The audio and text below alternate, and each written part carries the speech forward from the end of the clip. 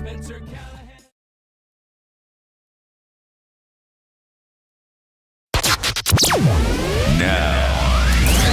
The Hunt Palmer Show. You are now listening to The Hunt Palmer Show on 104.5 ESPN Baton Rouge. Looking down the middle of the day. Live from the Mercedes-Benz of Baton Rouge studios. This is Hunt Palmer.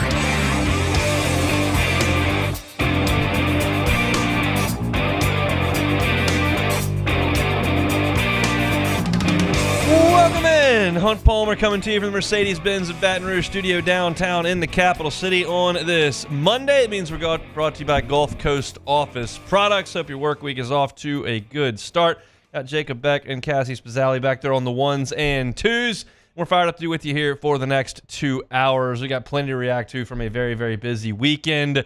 Tigers were fantastic over in Houston, really all week last week, but certainly on the weekend as well. LSU basketball gets a win over the Vanderbilt Commodores up in Music City. It was a great weekend for Brian Thomas and a couple other Tigers up at the Combine in Indianapolis. Doug Thompson, who was on the call all week long in Houston for the LSU Sports Radio Network, is going to be with us here in the second hour. Doug are traveling back today. That's a long week over in Houston, Texas for Doug, but we appreciate him giving us some time later today. I do want to start with LSU baseball today. Just a fantastic effort, starting with the win over Rice back at Reckling Park in the midweek, and then into the Houston Astros Collegiate Classic, beating Texas 6-3 on Friday, beating Louisiana Lafayette 5-4 on Saturday, and beating Texas State on Sunday 10-5. There really wasn't a lot of bad. It was almost all good across the board. The starting pitching was fantastic. The relief guys did their job. LSU was really good on defense all weekend long. Offensively, excellent work from drawing walks, getting on base, hitting for power, knocking an ace out of the game. Like, it was everything across the board was really good, and that's pretty rare on a weekend, and especially rare when you step up in class. And LSU did. I don't know how good Central Arkansas or VMI is going to be this year, but I can tell you that Texas, while they did get swept over the weekend, is a solid club. I can tell you Louisiana Lafayette is a well-coached team that's going to win a lot of games this year, and Texas State's offense proved itself in the other two games that it played, and LSU was really good in that game as well. It was fantastic across the board, and so as I was getting my thoughts together to write the story that I write every single Monday at On 3, it's called Around the Horn, I was like, okay, what do I lead with here? And to me, it was pretty obvious. To me, the lead was starting pitching. You go back and look at all four games in Houston, and Cade Anderson got you started on Wednesday with a 5 innings of shutout baseball.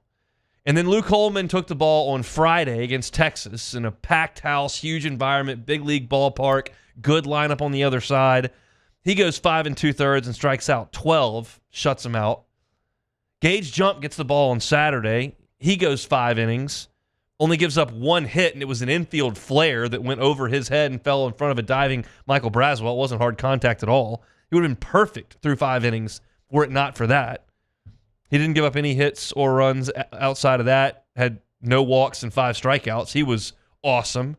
And then Thatcher Hurd got the ball on Sunday, and while his line is not sparkling, 5 innings, 7 hits, 3 runs, 2 of them earned, a walk and 5 strikeouts, I would suggest he was a little bit better than that. He was really good through the first 4 innings. Then LSU in the 5th inning has a really long at-bat. They scored 5 runs on 5 hits. Texas State made 3 pitching changes in the same inning. And Hurd sat for like 45 minutes and then came out and was not as sharp and gave up some hits. And at the end, the 2 run-scoring hits he gave up were not hit out of the infield. They were just dribblers that Braswell couldn't handle in time. So I thought he was pretty good as well. When you combine those 4 guys, 20 2/3 innings last week, 20 2/3 innings, 14 hits, 6 runs, only 2 earned runs in 20 2/3. That's a .87 ERA for starting pitching.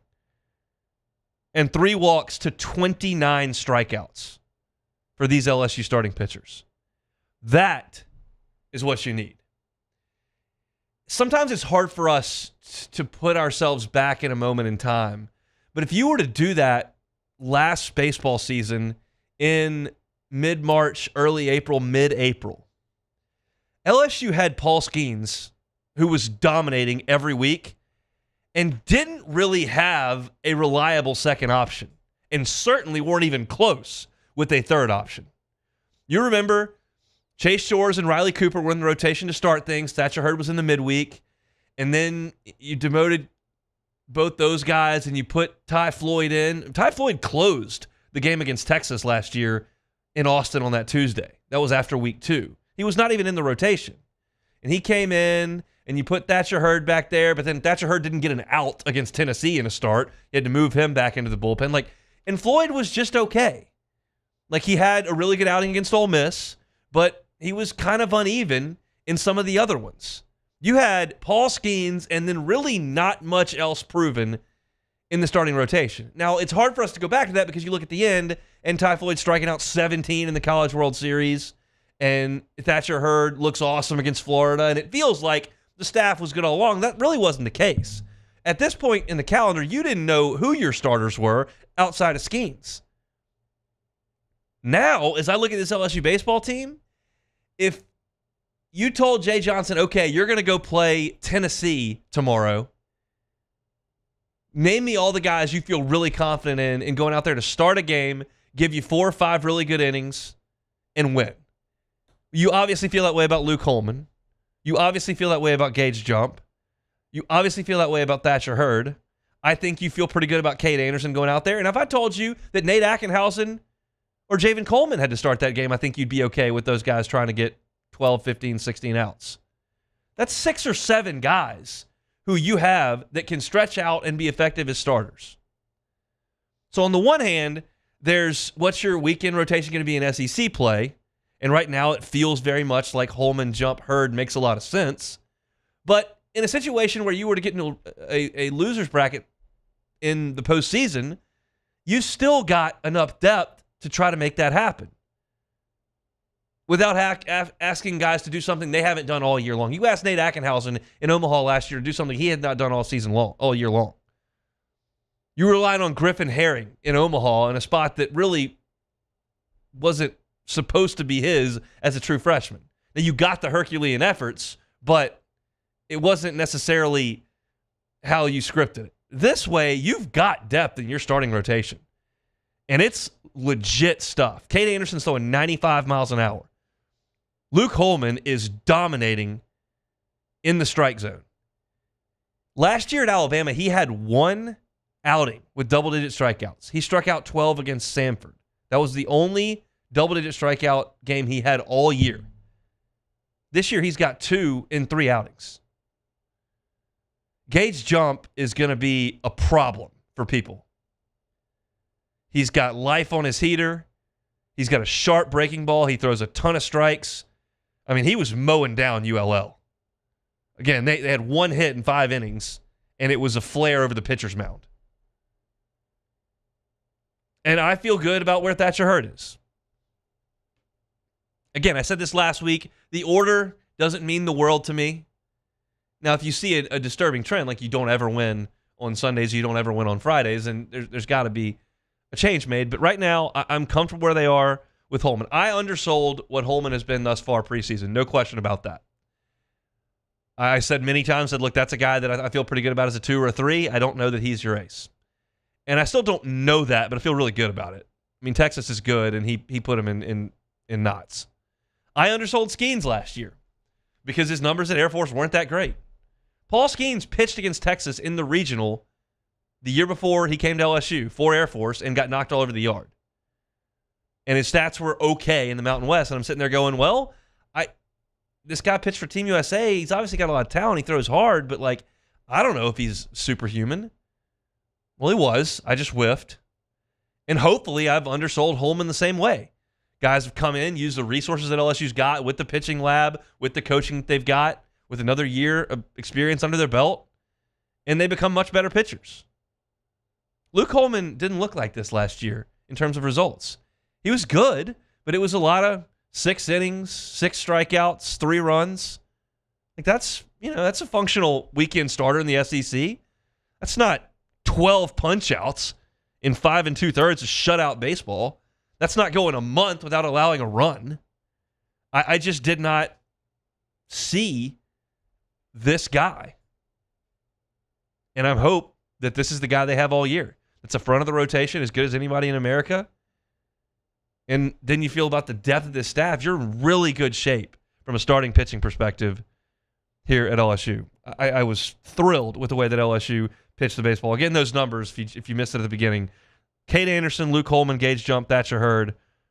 4 games in Houston, 20 2/3 innings, 14 hits, 6 runs. Only 2 of them were earned. That's an ERA of .87. 29 strikeouts and 3 walks. Really, really impressive stuff, because when you look at the numbers, they're fantastic. You look at it with the eye test, it's fantastic. This feels sustainable as far as LSU having a dominating rotation, and they certainly were that in Houston over the weekend. Awesome, awesome stuff from LSU baseball. Our baseball breakdowns all season long will be brought to you by Plucker's Wing Bar. Get on by a location on Nicholson or Bluebonnet. Nicholson just south of LSU's campus. Bluebonnet in front of the mall, Louisiana. They're going to be bringing you our baseball breakdowns each and every day here on the Hunt Palmer Shows. Our Monday show is brought to you by Gulf Coast Office Products, GCOPnet.com, GCOPnet.com for all of your printer, scanner, copier needs. Contact our guy Trey Beal. He will hook you up. We got lots and lots to get to. I'm not done with baseball because the offense, as good as the pitching was, the offense was pretty salty as well. We'll talk about that coming up next.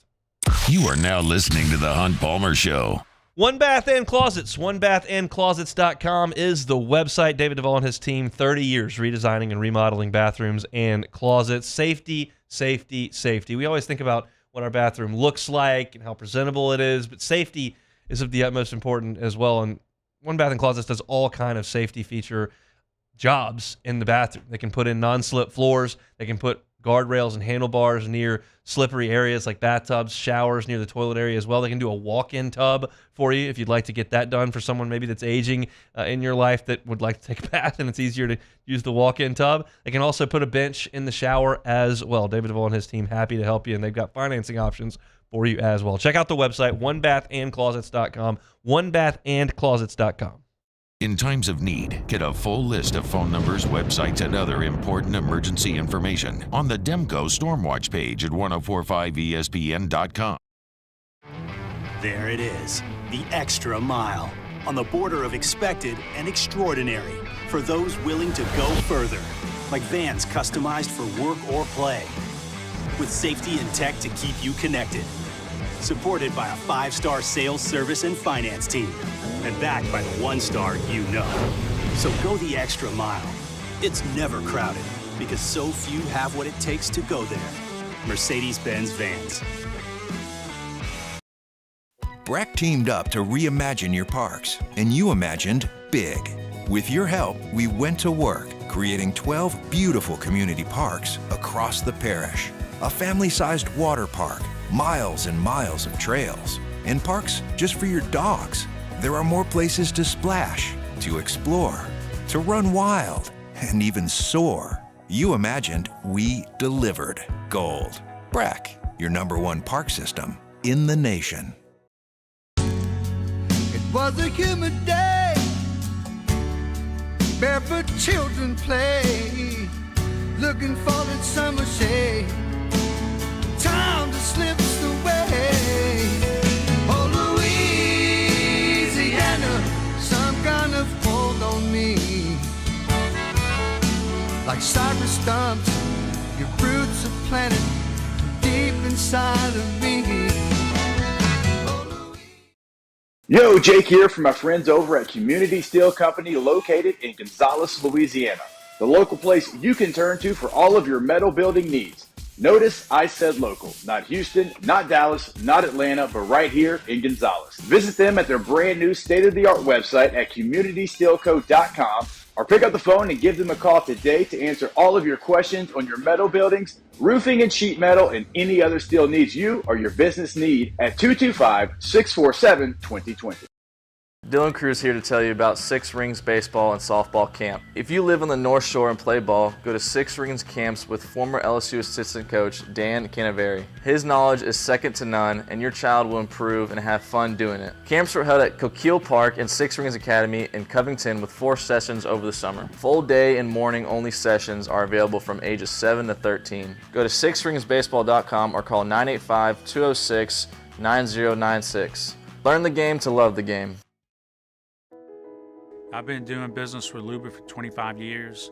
They're dependable, trustworthy. It's just the attention to detail with our clients. Our folks have years and years of experience. They're highly trained professionals, but many companies have that asset. What I'd like to think makes Luba a bit different is that we use those talents in a way that truly is dedicated to serving. Moscona inviting you to join us for Monday's AFR, presented by Relief Windows. We'll recap a busy weekend for Tiger Baseball in Houston, the LSU basketball squad at Vandy, and the scouting combine. Join us Monday 3 to 6, 104.5 ESPN Baton Rouge.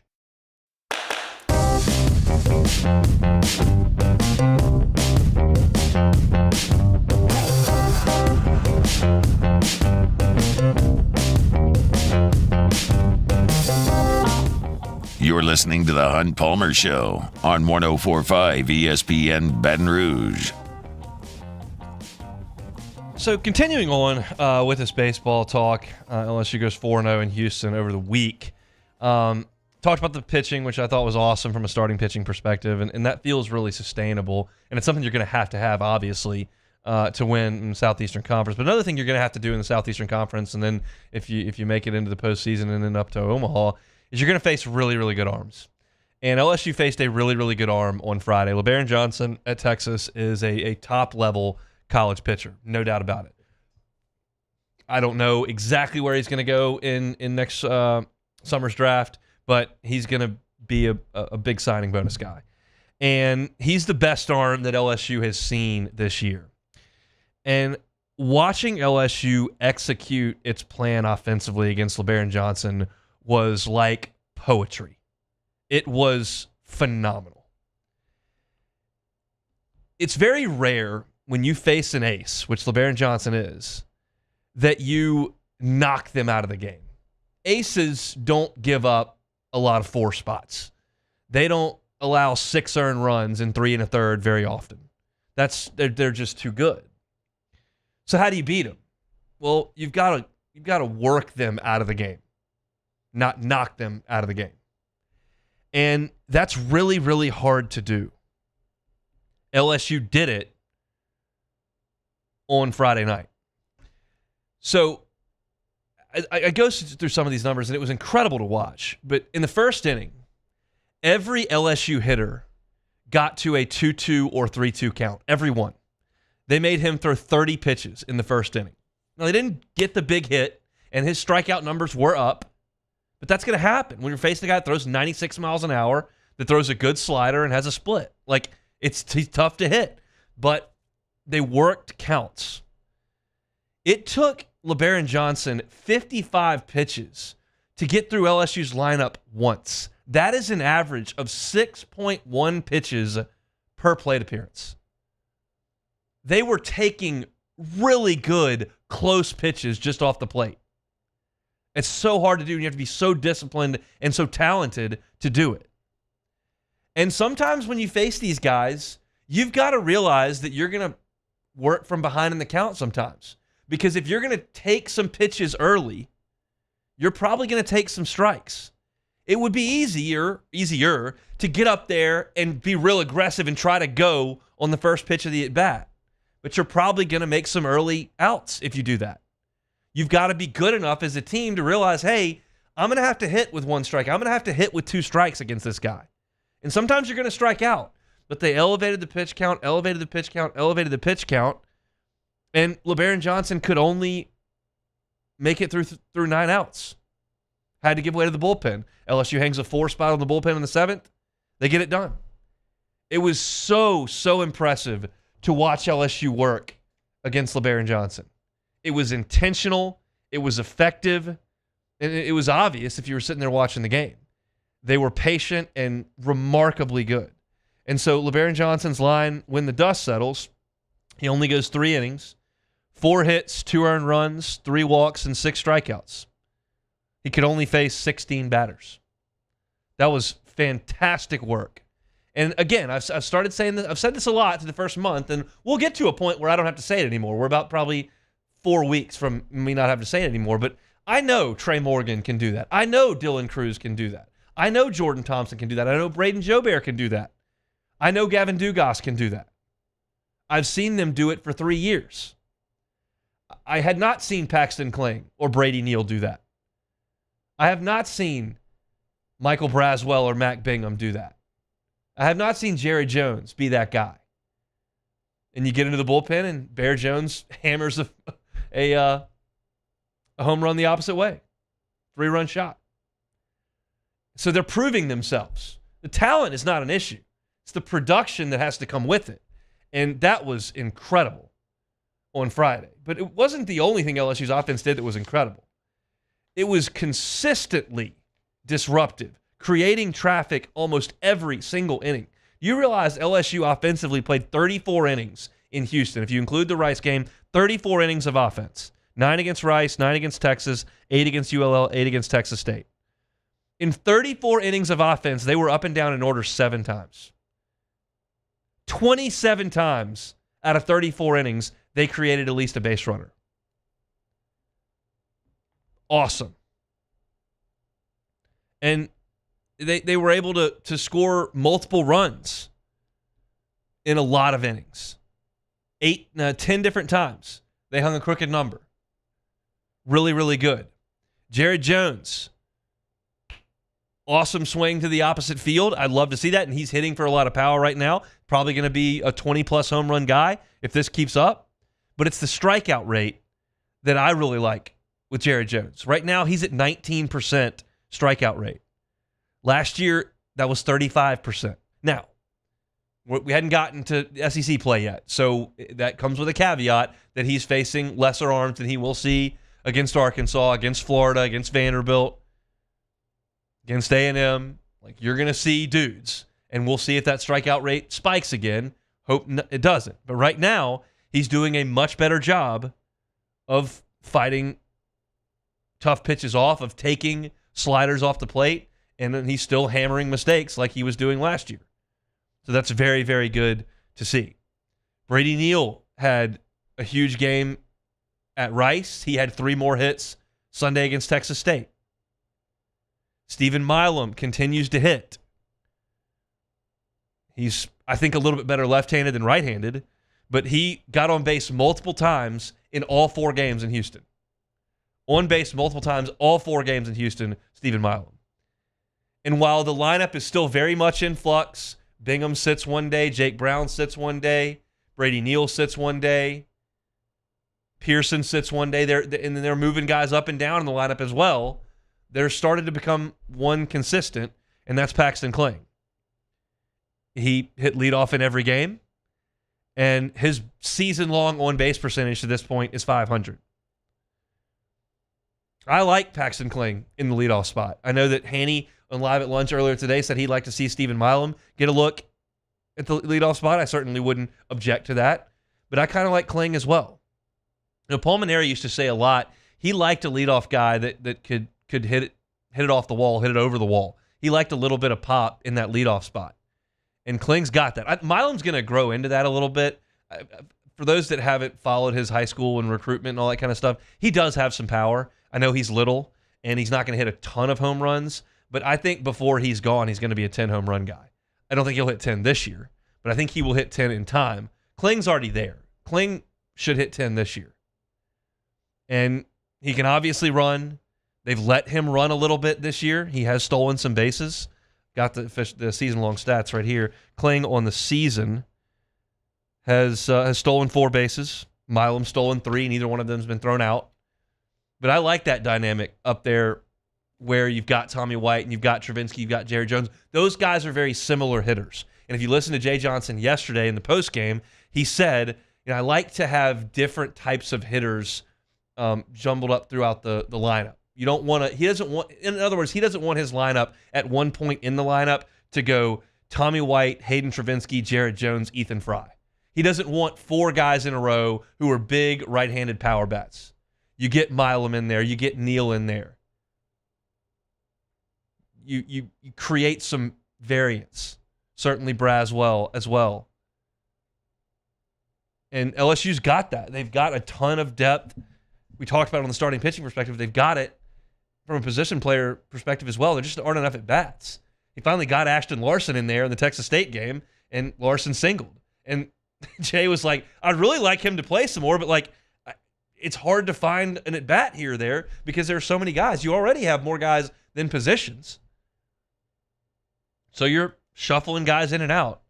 But they've been fantastic to this point. And I wrote this in my piece on 3 that'll be published later this afternoon. And I said, look, I can't really nitpick much of anything. The only thing I'm concerned about or disappointed in is the fact that we've got to do one more non-conference week with Xavier before we go to Starkville and start playing the ones that really count. You could say, yeah, Griffin Herring gave up the 3-run homer, and I would say, yeah, he did, but it was a good slider. It was below the knees. Sometimes you make a pitch and guy hits it. You got to throw it close to him. You can't throw it where they can't hit it. You start walking people. It was a well-executed slider, and the kid went down and hit it off the ankles out of the ballpark. Ackenhausen had a couple of walks, but he had big strikeout numbers as well. Ulloa came in and allowed some inherited runners to score, but he got the last out. Like, I could try to nitpick this thing one way or another, but the fact of the matter is LSU really controlled all 4 of these games in Houston. They won them all. The starting pitching was superb. Offensively, with the biggest test you had faced all year in LeBaron Johnson, you passed it with flying colors. Yeah, the lefty with the changeup from ULL had him off balance for a few innings, but they figured it out. And, the dust settles on that game, and LSU, even though they got off to a slow start on offense, ends up scoring 5 runs. They get a 4 spot in the 5th. It wasn't a clinic by any stretch, but it was good enough to win because you had a great starting pitching effort. Defense is good. It's a very, very positive thing for that team right now. And one thing I really like is this group's carrying themselves with a little bit of an edge. Gavin Guidry gets the last out, and he's got something to say. Justin Lohr gets the last out against ULL and goes across the chest pointing to the Tigers. I feel like you obviously want everybody back you can get from a national championship team. If you could have Beloso or Dugas or Cruz or Skeens or Joe Bear back on this team, you'd love that. But what happens is when they move on, guys step up that may not feel like they had quite as big a role on that national championship team. They want to write their story now. Paxton Kling didn't play a ton in Omaha. Brady Neal wasn't around. Those guys have a chance to stamp their name on a national championship.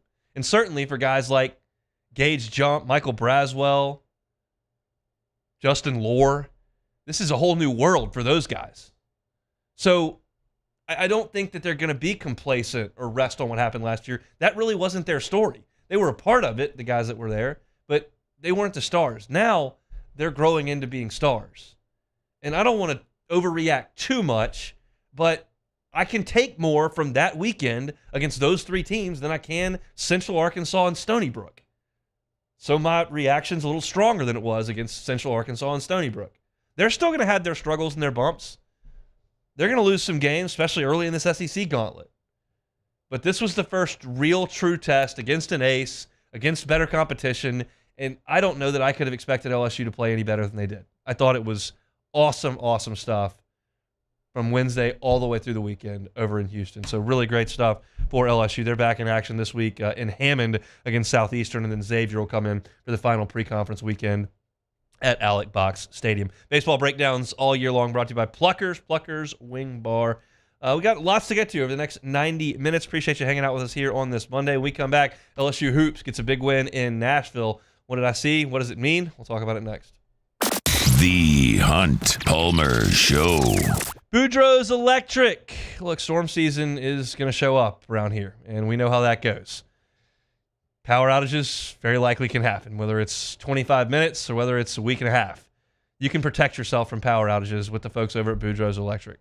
They've been in business over 40 years. Neil and Melissa have been running that thing. They're a certified Generac dealer, a premier Generac generator dealer. Means they're in the top 3% in the country. Have them come out, assess your needs from a generator perspective, see how much square footage you have, what you want to power. They'll suggest a generator for you. They'll install it with a full-time Boudreaux's Electric employee.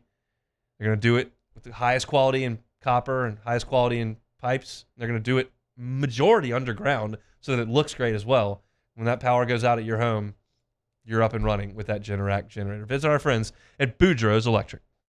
Our listeners fire off their opinions on the jimsfirearms.net hotline at 499-1045. Keep listening for your next chance to shoot us your thoughts with the jimsfirearms.net hotline on 1045 ESPN Baton Rouge. Bayou Ford has the new inventory to get you in a new Ford truck or SUV today, or customize your next vehicle just the way you want it. All new Bayou Ford vehicles come with a 1 million mile powertrain warranty. The crew at Bayou Ford is going to do right by you. Breck teamed up to reimagine your parks, and you imagined big. With your help, we went to work, creating 12 beautiful community parks across the parish. A family-sized water park, miles and miles of trails, and parks just for your dogs. There are more places to splash, to explore, to run wild, and even soar. You imagined, we delivered gold. Breck, your #1 park system in the nation.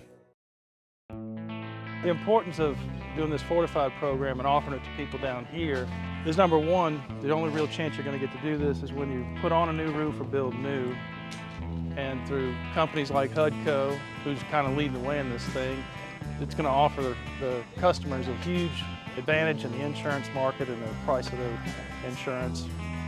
You know, we're not looking to make a fortune off fortifying. We're trying to give you a better product than our competitor at the moment. I'm trying to do something that he can. I'm trying to give you something better. So a lot of these insurance jobs, you're getting a re-roof, you're only paying your deductible. Let's sit down and talk about the fortified and let's see what it does to your insurance premium. You're getting a steal. Yeah. You're getting a brand new roof and a fortified certificate for your deductible, essentially. And I think we're rocking and rolling.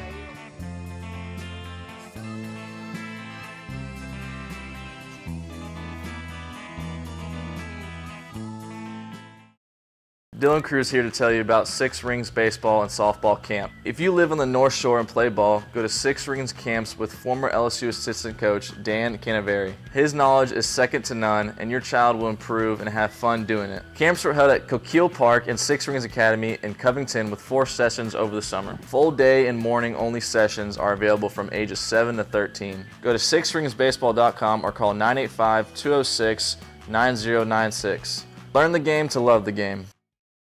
Electricity is all around us, and our families depend on it. Every day is sparked by the power of a cold drink or a warm meal, a movie night, and a comforting light at the end of a dark hallway. From sunrise to sunset, playtime to bedtime, our team is ready to take care of your electrical needs. Even in the case of an after-hours emergency, the light in your life shines brighter with Mr. Electric. At Relief Windows, we're more than windows. We're windows, doors, hardy plank, and vinyl siding. But our #1 product is always customer satisfaction. Visit us online at Relief Windows. Matt Moscona inviting you to join us for Monday's AFR, presented by Relief Windows. We'll recap a busy weekend for Tiger baseball in Houston, the LSU basketball squad at Vandy, and the scouting combine. Join us Monday 3 to 6, 104.5 ESPN Baton Rouge.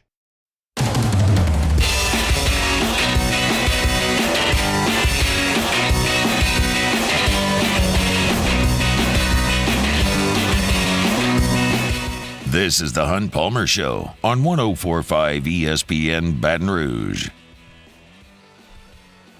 Beck, what'd you think of your boy's stack on Saturday?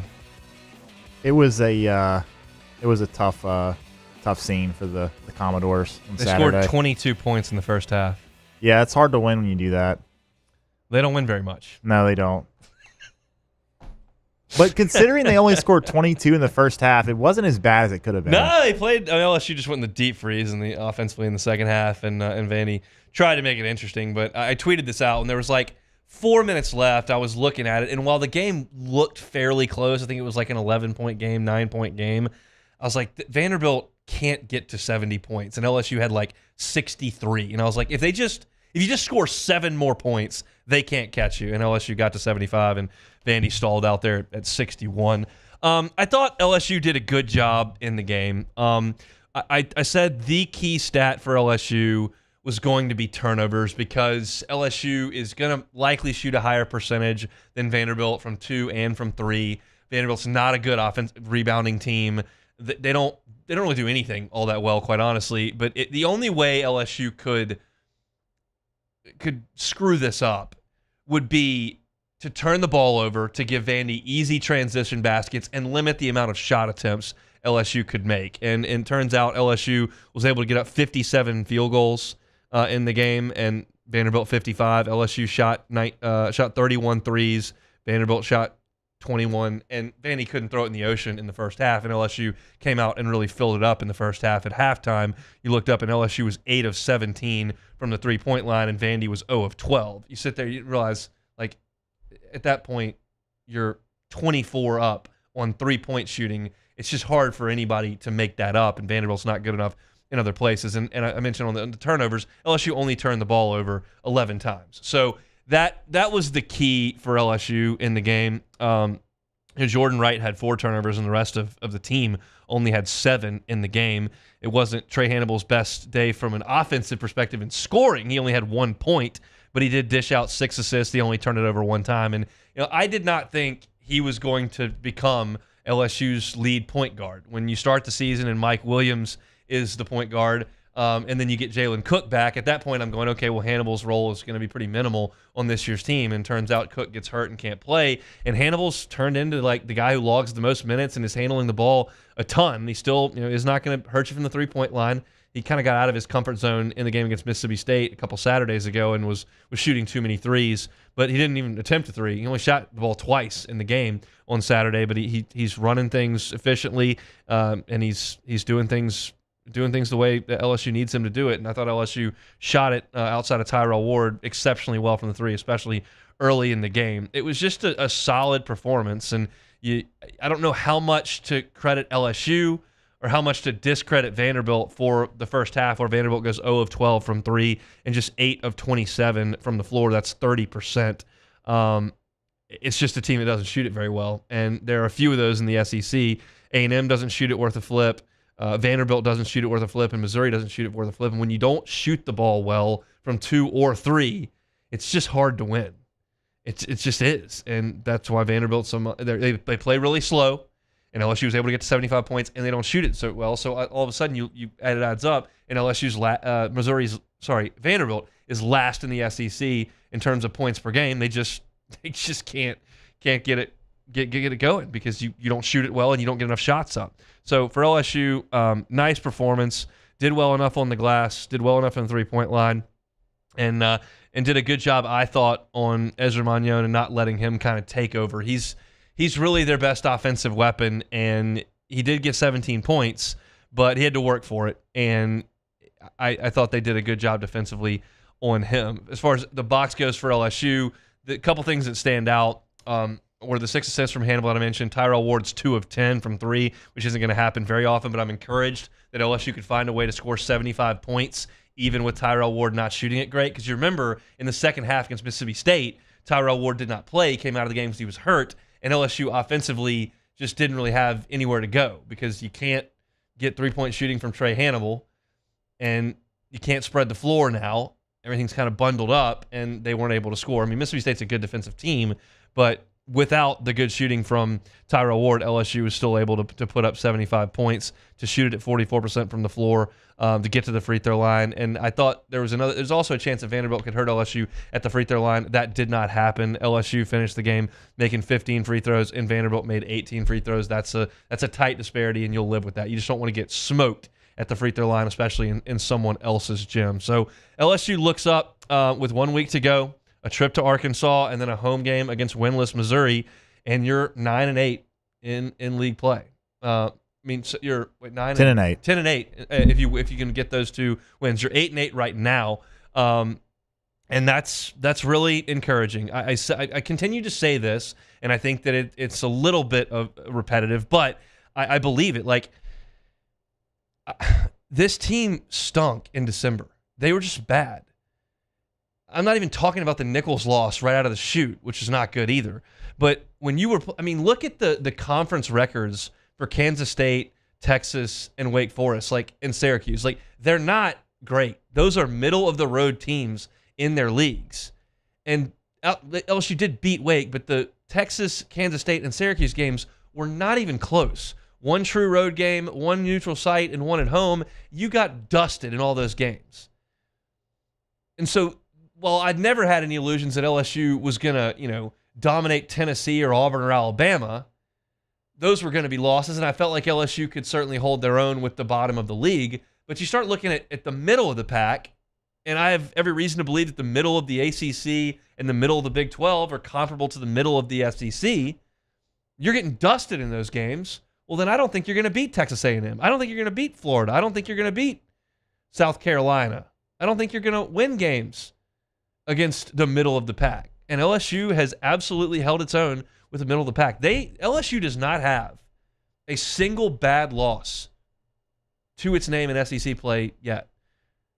And I don't even know that I would qualify at Arkansas as a super bad loss. It would be. Vanderbilt went in there and crushed them last week, so I'd probably have to recant on that. But losing to Missouri at home would be a heinous loss. But you've got a couple of really nice wins at South Carolina and home Kentucky, and no really bad losses. And as I try to evaluate where this program is trying to head, I can only evaluate and prognosticate based on what I know will remain. And I know that Matt McMahon will remain. And I have to think the fact that Jalen Reed and Tyrell Ward have gotten better is a credit to him. The fact that LSU as a team has gotten better is a credit to him. And the fact that LSU, when they play on level playing fields, is holding their own, they're punching up a little bit in weight class, and they're not laying eggs. Like that, in its totality, I think I can take something from. Anybody can go out there for 40 minutes and have an absolute stinker, and the Nichols game can happen. But I'm trying to look at the entirety of the sample size, which is now 16 league games, and that's enough information to draw from. Like, they're doing a good job. Now, hopefully, you keep Mike Williams around, you keep Tyrell Ward around, you keep Jalen Reed around, you keep Corey Chest around, you bring in these 2 top 100 players in a signing class, and then you go to the portal and you try to find your KJ Williams. I'm not asking you to find Dalton Connect. That would be great if you did. But you find your Colin Castleton, you find your Janai Broom, you find that guy, and you put the next team together.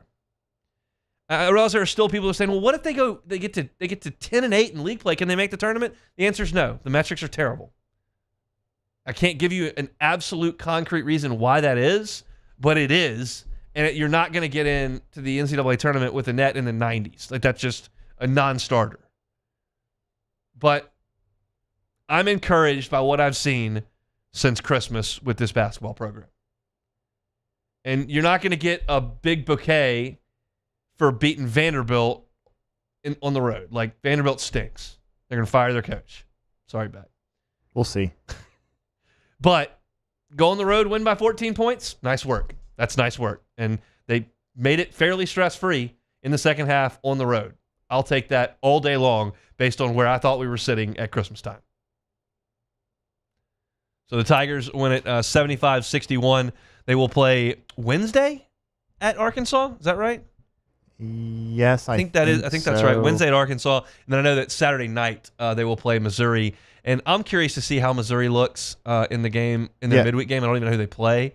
But, man. So they play Arkansas at 6 o'clock Wednesday, right, and then Missouri at 7:30. And Missouri is going to be playing, they're going to be playing Auburn. Where's that game? At home. It's in Missouri. Yeah, but they're still going to get They'll get smoked. Yeah. But if it was in Auburn, this rarely happens. A team lays down. It rarely happens. I always point to the 2011 Ole Miss football team that LSU took a knee with 6 minutes left. that team had quit on Houston Nutt. Like there was no effort by those guys. LSU won that game 50-something to 3. It could have been even worse. They quit. But rarely does it happen. Even the LSU, basketball teams that have been really, really bad, like they didn't quit last year. They won an SEC tournament game. I'm curious if Missouri comes in here at 0-17, how quickly that effort level dips. Yeah, and that's kind of what I'm looking for. They were pretty competitive with Ole Miss, Yeah. and they were pretty competitive at Florida before that. But if they get beat by 30 at home against Auburn, I can't see them having They'll much be ready fight. to go at tip-off on Saturday night, Yeah, but if yeah. you can get up 16... They're not gonna. Yeah. What am I doing here? What are we doing? So I'm curious how that works out, but we'll talk about that later on in the week. LSU wins at over Vanderbilt 75-61. Back in action against Arkansas on Wednesday. I'm gonna tell everybody to calm down in the last segment of the hour. We'll do that next. You are now listening to the Hunt Palmer Show. So fired up to welcome a new sponsor here to our show. It's folks over at Platinum Window Tint. We're all well aware the summer months are coming, and with that comes oppressive heat and sunlight. Platinum Window Tint can help you with that. What comes with this oppressive heat? Well, the energy bills can be through the roof, whether it's a home or a business, because you got to keep the building cool. How about Platinum Window Tint comes to your home or your place of business and tints those windows to help significantly, in some cases, with your energy costs. At times, it's 40% if you can tint those windows. Plus, the sun's not just heating up your home or your place of work. It's also damaging your floors, fading furniture. You can protect against that as well with the folks over at Platinum Window Tint. I invite you to visit them online, PlatinumWindowTintLLC.com, PlatinumWindowTintLLC.com, servicing all of our listening area right around Baton Rouge. Brand new sponsor here, and we appreciate our friends over at Platinum Window Tint. Check them out online, PlatinumWindowTintLLC.com. In times of need, get a full list of phone numbers, websites, and other important emergency information on the Demco Stormwatch page at 1045ESPN.com.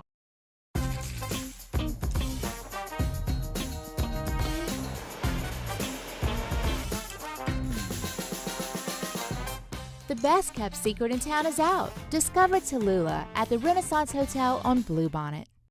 Chrysler Dodge Jeep Ram is taking $17,500 off new 23 1500 Bighorn trucks. We're open for business in our beautiful new showroom and taking $17,500 off new Ram 1500 trucks. All new Bayou vehicles come with a 1 million mile warranty. The crew at Bayou Automotive is going to do right by you. Bayou Ford has the new inventory to get you in a new Ford truck or SUV today, or customize your next vehicle just the way you want it. All new Bayou Ford vehicles come with a 1 million mile powertrain warranty. The crew at Bayou Ford is going to do right by you. It was a humid day, barefoot children play, looking for that summer shade. Time just slips away. Oh, Louisiana, some kind of hold on me. Like cypress stumps, your roots are planted deep inside of me. Yo, Jake here from my friends over at Community Steel Company located in Gonzales, Louisiana.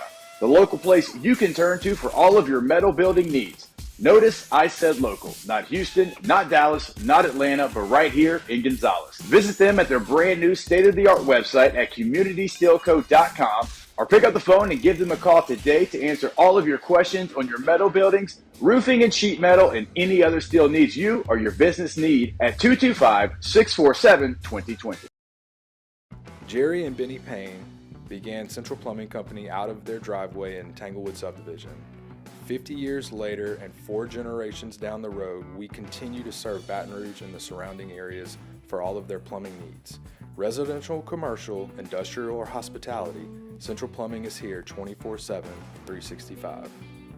We want to thank our customers, family, and friends for 50 years of success. And looking forward to 50 more. I've been doing business with Luba for 25 years. They're dependable, trustworthy. It's just the attention to detail with our clients. Our folks have years and years of experience. They're highly trained professionals, but many companies have that asset. What I'd like to think makes Luba a bit different is that we use those talents in a way that truly is dedicated to serving the needs of the folks who depend on us.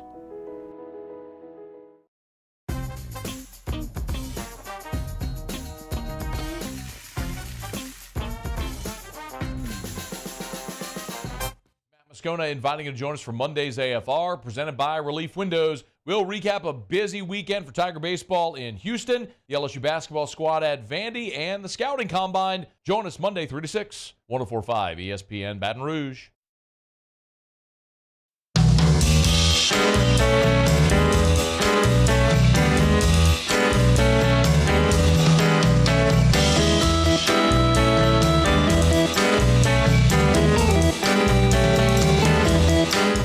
You're listening to the Hunt Palmer Show on 104.5 ESPN Baton Rouge. Our Monday show's brought to you by Gulf Coast Office Products. Shout out to our guy Trey Beal and the folks over at Gulf Coast Office Products. They've got over $1 million of inventory, copiers, printers, scanners, right there in their Baton Rouge location. They can have one to you really, really quickly if there's an issue with your existing copier. But if you haven't given any thought to your printer, copier, scanner, you need to, because there are different needs for different verticals in the workplace, whether you're a hospital, whether you're an attorney, whether you're like us and your radio group that's got proposals. You've got different needs in terms of your printers and copiers. Trey's an expert, and he can get you the correct copier at the right price over at Gulf Coast Office Products, gcopnet.com, gcopnet.com. They're statewide as well, so if you're listening to us from somewhere not in Baton Rouge thinking, I can't really use it, well, yeah, you can. They've got facilities in Shreveport, down in New Orleans as well, and service Southwest Louisiana too. Gulf Coast Office Products brings you our Monday shows each and every week. All right, my personality is non-confrontational. I'm pretty easygoing. I'm very rarely annoyed. Like, I don't have road rage. I'm pretty easygoing. That's the way I function day in, day out. That's a good thing in some instances. It's a bad thing in some instances. I get a little lackadaisical with a lot of things as well because things don't irritate me and jump me into action. And so it should come as no surprise that I'm not someone who's got my feathers ruffled over this, but there are some people that are just furious online with this Caitlin Clark, Pete Maravich thing. Just going nuts. And it's like, I just don't think anyone is suggesting that because Caitlin Clark, who has objectively scored more points in college than Pete Maravich, has tarnished Pistol Pete's legacy. The guy's got his jersey retired in New Orleans. There's a building named after him. They named the freaking building after him over here. There's a documentary on him. Like, he's a legend in the sport of basketball. And I don't think anybody has said, wow, Caitlin Clark's better than Pete Maravich. No, it's just she scored more points. We all know Pete didn't have a three-point line. We all know Pete couldn't play as a freshman. We all know Pete didn't have a shot clock. We all know Caitlin Clark is playing against women and Pete Maravich played against men. Everyone is aware of all the circumstances that are going on here in this dynamic. Just the only thing is, objectively speaking, Pete Maravich scored this many points and Caitlin Clark hit a free throw this weekend, and that's more. That's it. Wow, I don't know how everyone is so up in arms over this, thinking that ESPN has destroyed the legacy of Pistol Pete Maravich. What am I missing here? You're not missing anything. You want to complain about insurance rates? There's some that suggest that there's a little too much crime in our world here. Might cost a little bit more at the grocery store. You want to get upset about some of these things? Like, I'm all for it. It's great. This is not one you need to spend a lot of time on. Pete Maravich had this record for 50-something years. He's not even here anymore. So I don't know why LSU fans just seem to me to be so quick to jump down everyone's throat on this when it's like, whatever. I don't think anyone's suggesting that Pete wasn't a really good scorer and that he averaged more points per game and did it with some other circumstances. I just can't find it in me to summon the anger that many around Baton Rouge have as far as Pistol Pete goes. I think Caitlin Clark's awesome. I wish I would have seen Pistol Pete Maravich. I like watching his highlights. They're really cool. I probably like his passing more than I like his shooting.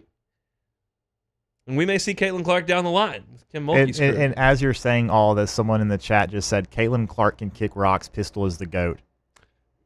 There you go. Perfectly reasonable just take. Encapsulates exactly what you were saying. Caitlin Clark doesn't have any jewelry yet, though. That's true. Neither did Pistol Pete. In fact, most of his teams were pretty bad. Yeah, well, I don't think there's a lot of production outside of Pete. No, not really. I don't think the LSU had a lot of bench points those days. No. I don't think Press was going to the bench very often. Pete, get the rock, let's go.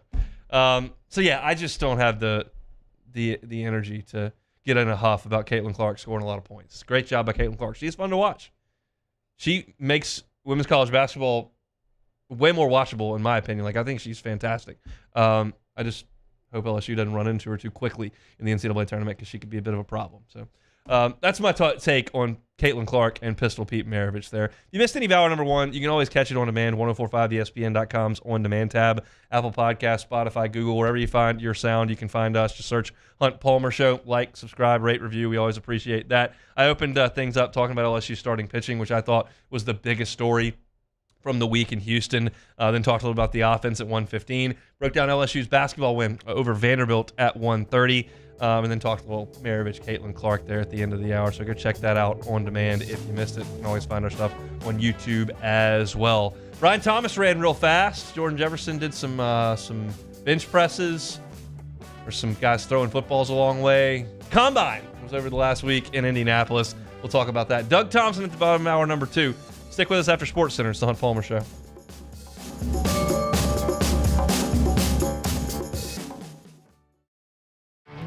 There it is, the extra mile, on the border of expected and extraordinary for those willing to go further, like vans customized for work or play, with safety and tech to keep you connected, supported by a 5-star sales, service, and finance team, and backed by the 1-star you know.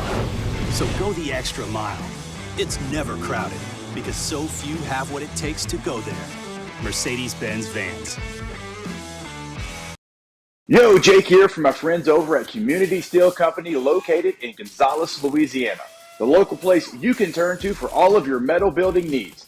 Notice I said local, not Houston, not Dallas, not Atlanta, but right here in Gonzales. Visit them at their brand new state-of-the-art website at communitysteelco.com or pick up the phone and give them a call today to answer all of your questions on your metal buildings, roofing and sheet metal, and any other steel needs you or your business need at 225-647-2020. Value Chrysler Dodge Jeep Ram is taking $17,500 off new 23 1500 Bighorn trucks. We're open for business in our beautiful new showroom and taking $17,500 off new Ram 1500 trucks. All new Bayou vehicles come with a 1 million mile warranty. The crew at Bayou Automotive is going to do right by you.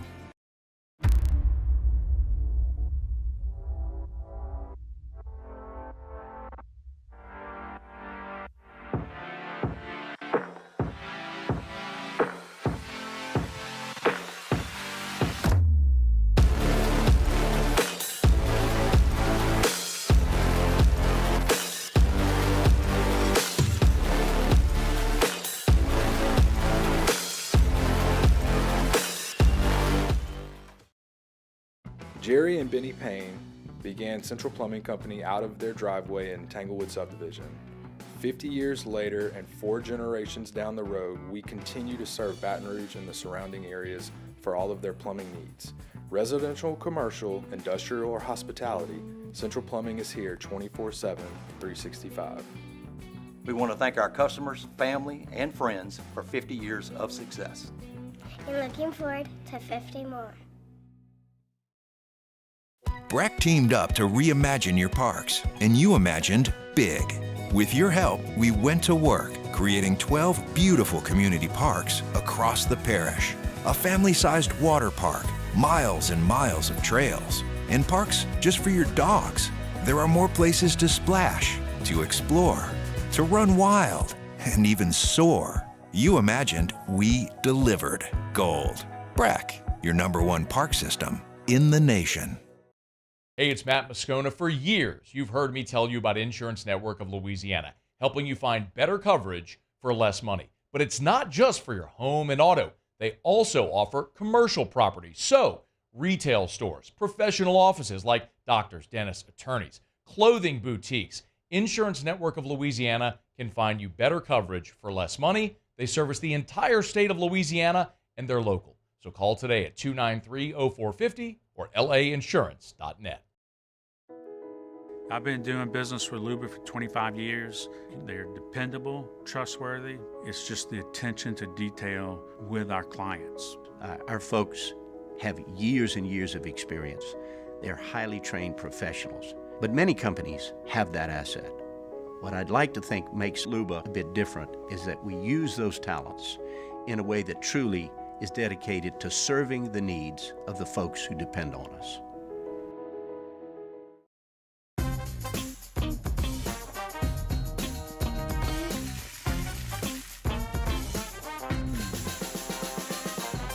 The best kept secret in town is out. Discover Tallulah at the Renaissance Hotel on Bluebonnet.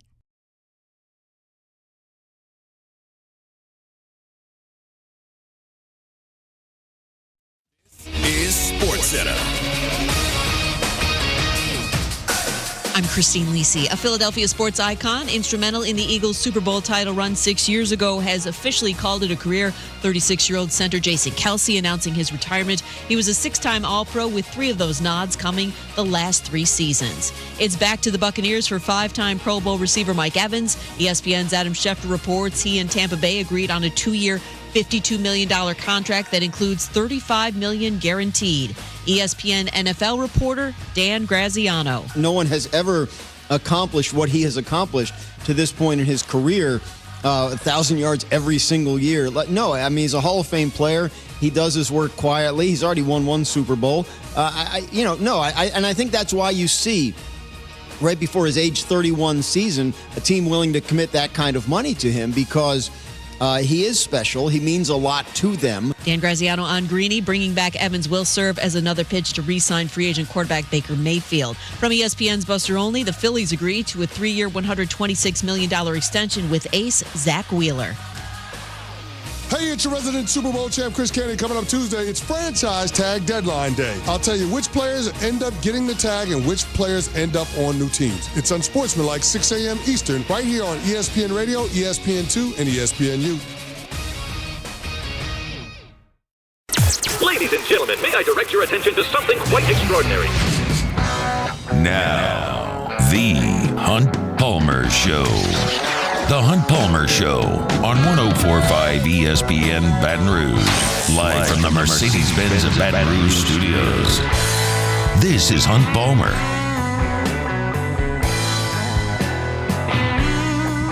Hour number 2, Monday edition of the Hunt Palmer Show, presented by Gulf Coast Office Products. Nasty one out there in Baton Rouge. Rain's falling, so if you're out on the roads, we appreciate you listening. 2, be very, very careful. I probably should have switched those. I should have said be careful and thanks for listening to us. But yeah, be careful out there in the wet weather here on this Monday. Appreciate you hanging out with us. Doug Thompson with us in 30 minutes. He was on the call for all of LSU's baseball games over in Houston last week. So talk to the Duggar coming up here at 2:30. NFL Combine over the weekend in Indianapolis.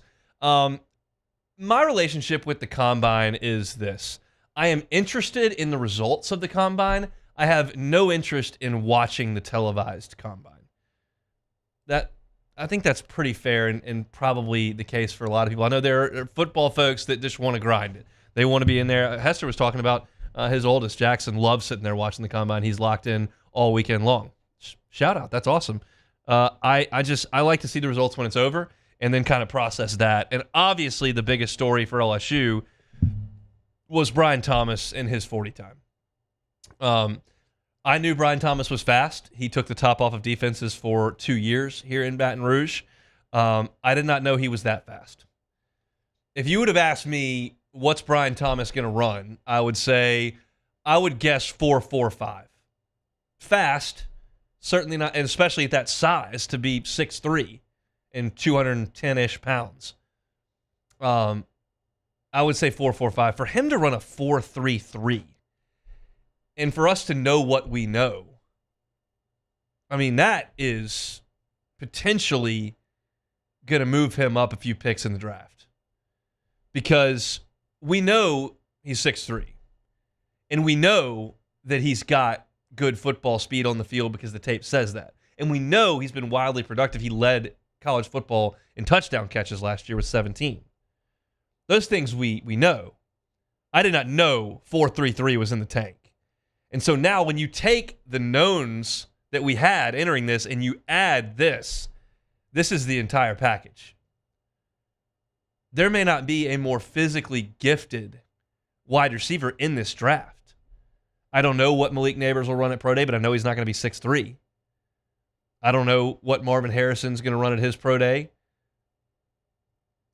And he's got good size, but when you combine this 40 time with that frame and that film, all of a sudden, it doesn't seem that wild for Brian Thomas to go 11th, 12th, 13th in the draft. It just takes one team.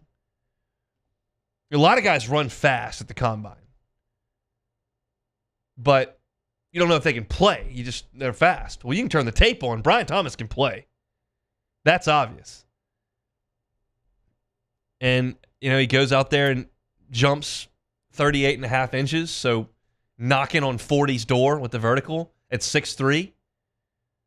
This was huge for Brian Thomas. Now, he didn't have that much room to go up because you're talking about a guy that was not going to get past the 35th pick in the draft. And so if you're potentially Mason Smith has a lot of room to go up. Brian Thomas doesn't. There's only like 34 other spots you can move up, and he's not going to go, in the top 5. But there's a lot of money associated with those spots. And so I think he did himself a ton of good at the combine. Malik Neighbors and Brian Thomas, I'm curious to watch these guys in the NFL. I asked Preston Guy this question last week when we had him on the show, and I said, do Neighbors and Thomas belong in the discussion with some of the great duos that LSU's had in the modern era here? Go back to, Michael Clayton and Devery Henderson.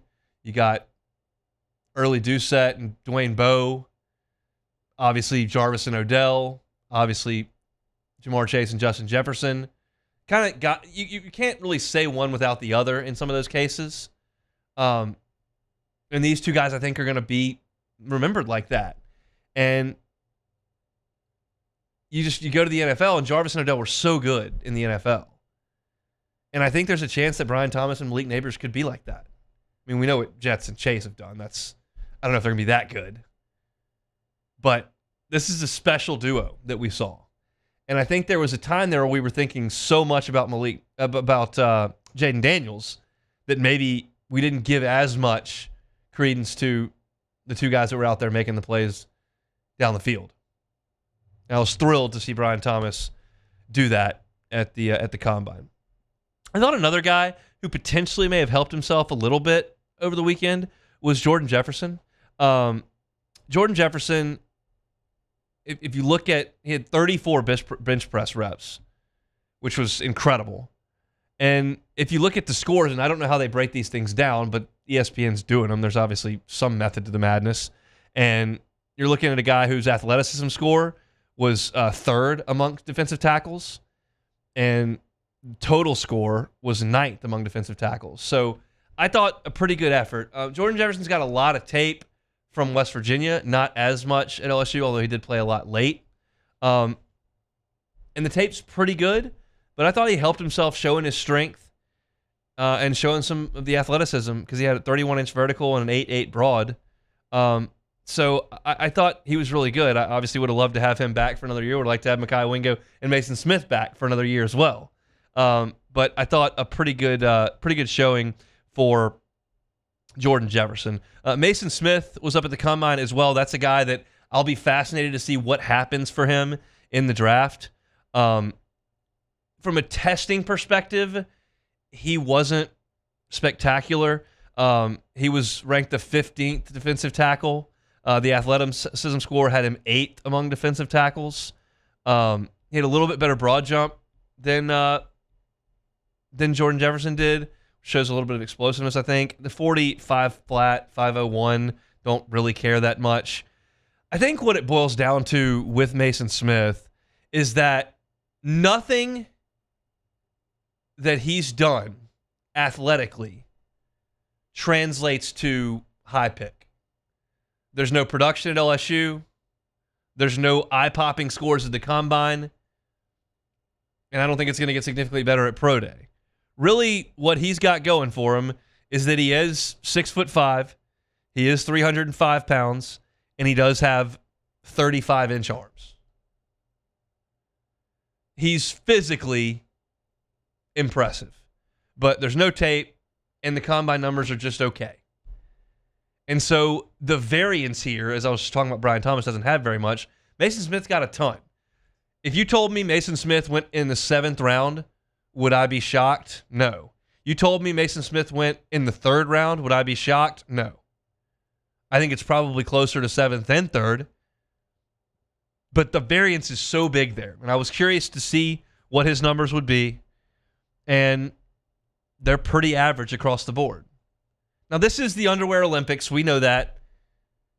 But you'd like to have some production and some tape to help you, and Mason Smith doesn't. So it feels like the combine might have been a little bit more important for him than it was for some other people. Than it was for, say, Malik Neighbors, who didn't really do anything. I don't know. So that's just a couple of thoughts on the NFL scouting combine. Now, sorry, go ahead. Well, yeah, fire away. One thing to note: Mel Kiper wrote an article today about his best performers from the combine that he noticed, and Brian Thomas was one of the names that he listed. And he did also mention that it would be hard to see him going higher than 11, which is where he had him pre-combine, but it certainly cements his position as probably a top 15 pick. Yeah, and that's fantastic. That story, that arc, is really exactly what you want on National Signing Day. I poo-poo National Signing Day. Well, no, the process leading up to National Signing Day. But it's an in-state kid with a ton of talent that's rated 4 stars, who comes in, doesn't play a ton as a freshman, emerges as a starter as a sophomore, and then becomes a star as a junior, and then puts on this kind of performance and moves up to the top 15. That's the arc that you hope for when every guy signs on the dotted line. And Brian Thomas, he lived up to it. Yeah, he kind of cemented. He can sit down at Pro Day if he wants, not do anything. He's going to go catch for Jaden, I'm sure. But there's just not. He's that. You've got everything you need. You've got the tape. You've got the production. You've got the test scores. That's it for Brian Thomas. So that's huge for him. You can find all of our LSU football content, including this segment, up there at Hunt on LSU on YouTube. Hunt on LSU. Appreciate it if you subscribe. Get your LSU content right to your homepage. Never even have to lift a finger. Just hit that button, and you'll get it. We appreciate you all for subscribing to that YouTube channel for sure. Doug Thompson is going to be with us in about 15-20 minutes talking some LSU baseball. We'll come back with some more on our Monday shows. Brought to you by Gulf Coast Office Products. It's the Hunt Palmer Show. The Hunt Palmer Show. Audio, video, security solutions. Shout out to my guy, Mitchell Fisher, who's the owner over there at AVSS. Been telling you about what Mitchell did for me at the new house. I am completely inept when it comes to technology. I don't know how to function anything. And I'm transitioning to cord cutter life, and Mitchell made everything so easy for us. First, they mounted all of our televisions. Then he got me this universal remote. It's got all the apps on it, YouTube, Amazon Prime, got your Disney Plus, ESPN app, and all I have to do is just scroll through and press it. Pops right up. I didn't know any of that stuff was there because I'm inept. If you are like me and you want some help with your audio, video, security at home, AVSS is your answer. AVSSLA.com is the website. On Instagram, you can check them out. Got some great stuff on their Instagram page, AVSS_BR. Mitchell Fisher Cell. If you want some help with your audio, your video, your security system at the home or business, 225-439-7920. That's 225-439-7920. That's Mitchell Fisher, the owner there. Check them out online, AVSSLA.com. Our listeners fire off their opinions on the jimsfirearms.net hotline at 499-1045. Keep listening for your next chance to shoot us your thoughts with the jimsfirearms.net hotline on 1045 ESPN Baton Rouge.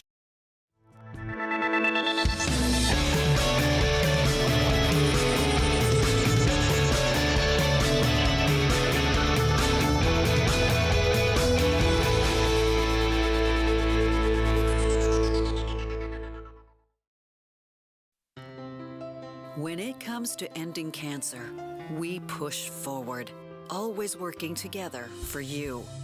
That's why our cancer experts at Ochsner have clinically integrated with MD Anderson Cancer Center. This means advanced cancer care, including access to life-saving clinical trials and integrating care to treat the whole you. Introducing Ochsner MD Anderson Cancer Center. Long live you. Jerry and Benny Payne began Central Plumbing Company out of their driveway in Tanglewood subdivision. 50 years later and 4 generations down the road, we continue to serve Baton Rouge and the surrounding areas for all of their plumbing needs. Residential, commercial, industrial, or hospitality, Central Plumbing is here 24/7, 365. We want to thank our customers, family, and friends for 50 years of success. and looking forward to 50 more.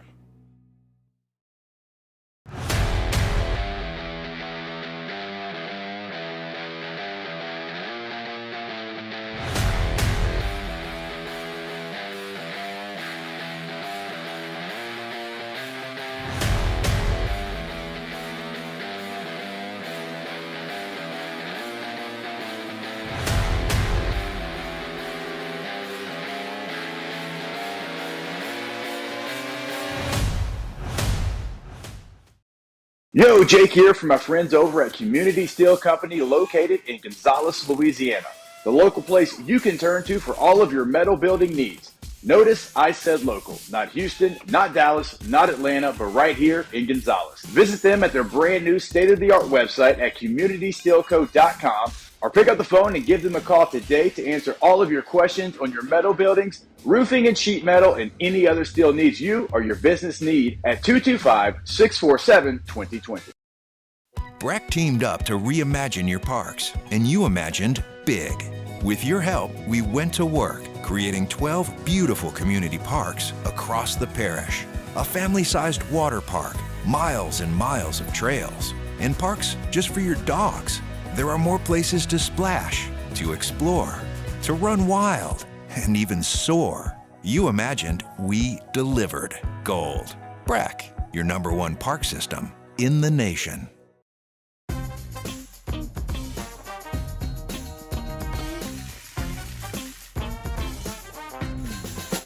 Moscona inviting you to join us for Monday's AFR, presented by Relief Windows. We'll recap a busy weekend for Tiger baseball in Houston, the LSU basketball squad at Vandy, and the scouting combine. Join us Monday 3 to 6, 104.5 ESPN Baton Rouge.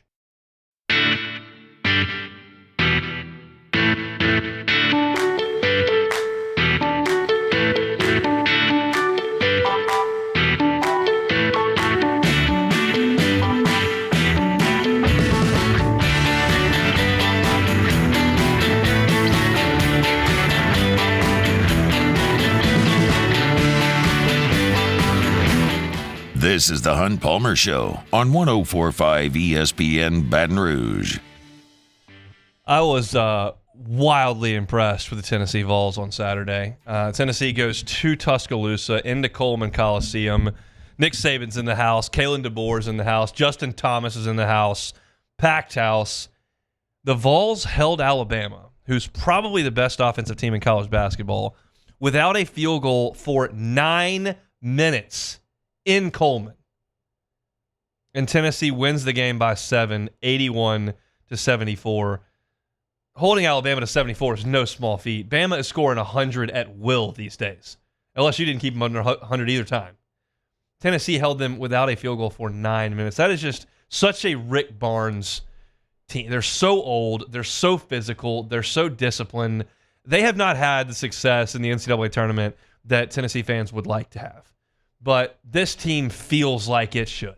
Now, those Grant Williams teams I thought were really good. Admiral Schofield was on those teams. You all remember when they came into the PMAC in the year LSU won the SEC, and Javante had that huge game when Tremont was out. But they've had really good teams.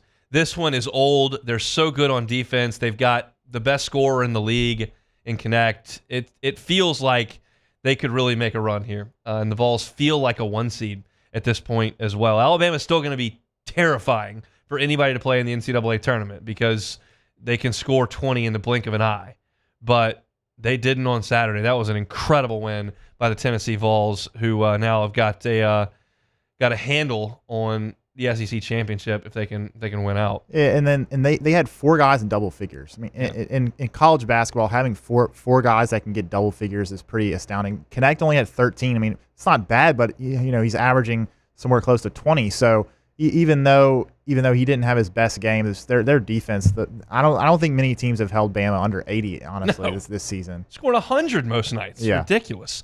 The most surprising score was about to be Arkansas at Rupp. I'm looking at LSU's schedule. I see Arkansas coming up. I know that this is not the season the Hogs have wanted to have, and I'm trying to, like I was with Missouri earlier, trying to get their effort level to not be where it should be.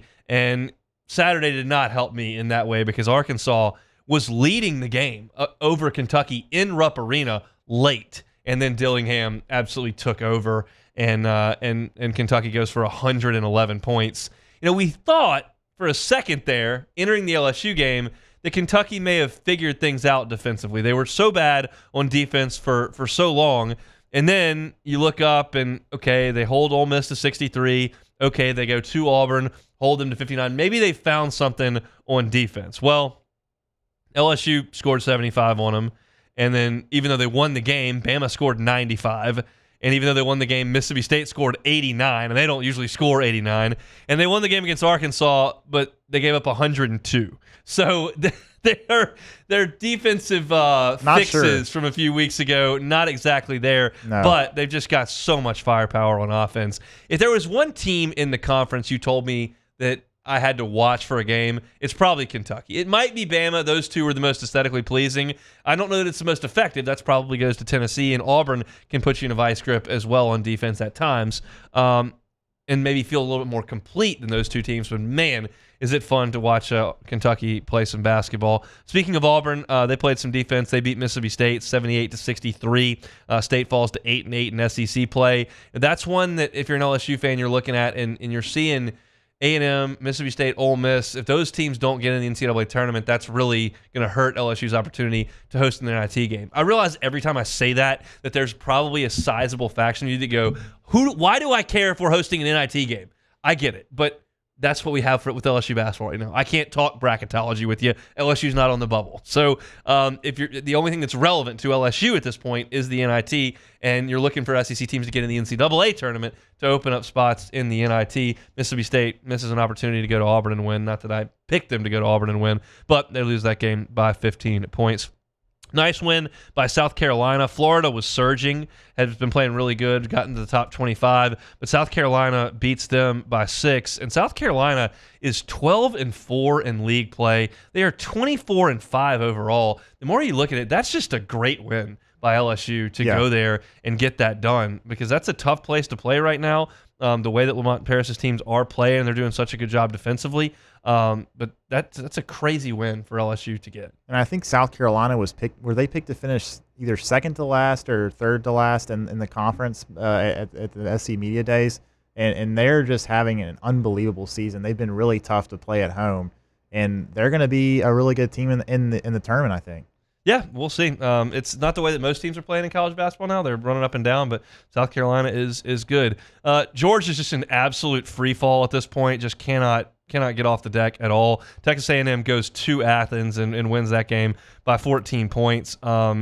It was a close game at the half, but Georgia scored 24 points in the second half, was completely inept, and A&M wins that.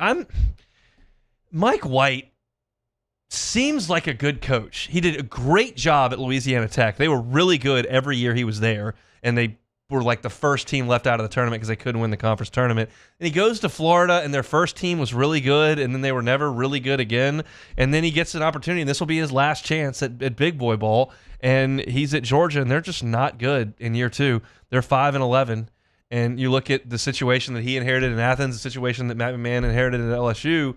McMahon is doing a better job. His program's in a better spot in year two. And Texas A&M trying to cling to any tournament host, but I don't like their chances. They had lost 5 in a row before winning that game at Georgia, so I don't think A&M is dancing at this point. And last game to talk about. No, that was it. Last one. Ole Miss and Missouri. The only thing to talk about here is that Missouri does lose on their home floor to Ole Miss. They were in it. It was a 6-point game, but that drops Missouri to 0-16. So the only thing standing between Missouri and a defeated SEC season is a home game against Auburn coming up tomorrow, 8 o'clock.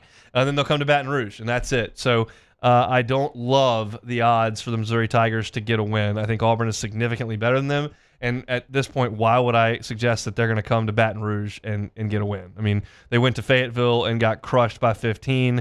They went to Florida, got beat by 9. They went to Oxford and were competitive in that game. But if you look at their road games, they went to Vanderbilt, lost that one by 7. Went to South Carolina, lost that one by 8.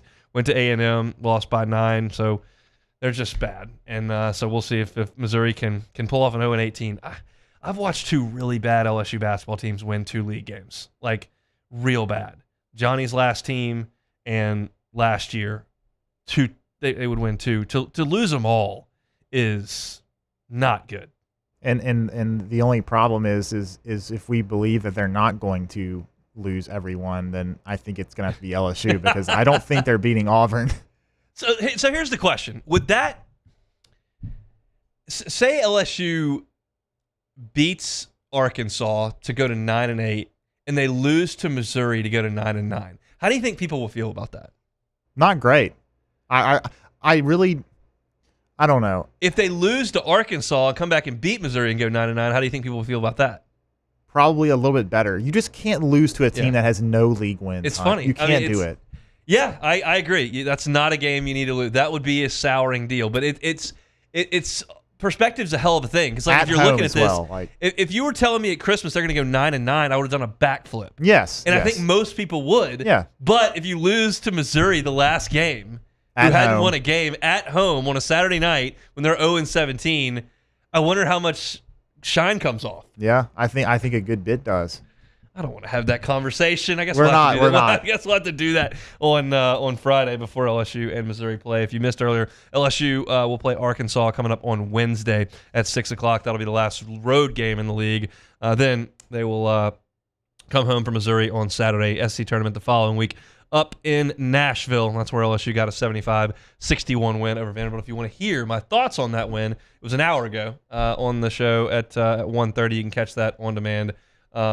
Like again, all of our shows. Our Monday show is brought to you by Gulf Coast Office Products. Always love talking to my guy Trey Beal, and he makes an analogy, and I think it's a fair one. He says, look, there's a lot of pros to doing business with a mom and pop shop. You get great customer service, great relationship. They know who you are, and they know what your needs are, but sometimes the little mom and pop doesn't have the resources to properly handle things.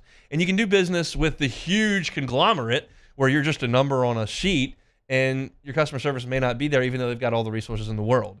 Gulf Coast Office Products is right in the middle of that. You're going to have a great relationship with your rep, whether it's Trey or one of the other great folks over at Gulf Coast Office Products, but also they've got real capabilities. I mentioned they've got $1 million of inventory right there, ready to roll at their site here in Baton Rouge. They service across the state of Louisiana. So for your printer needs, your scanner needs, your copier needs, give our friends at Gulf Coast Office a shot. It's gcopnet.com, gcopnet.com. Our guy Trey Beal brings all of you our Monday show each and every week on The Hunt Palmer Show.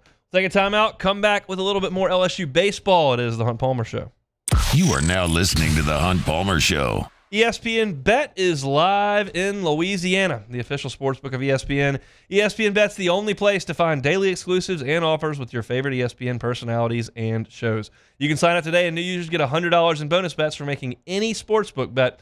Find all your favorite markets and bets like in-game wagering, cross-sport parlays, teasers, and all the props you can handle. That's ESPN Bet. Download today. What a play. Must be 21 or older. Gambling problem? Call 1-800-522-4700 in partnership with the Bearish Casino.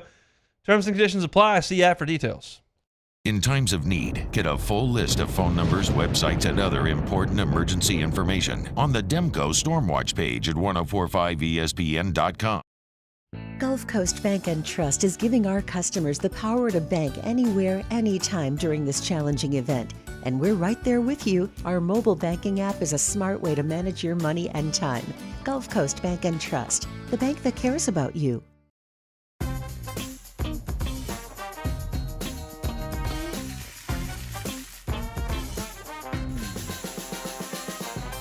The best kept secret in town is out. Discover Tallulah at the Renaissance Hotel on Bluebonnet.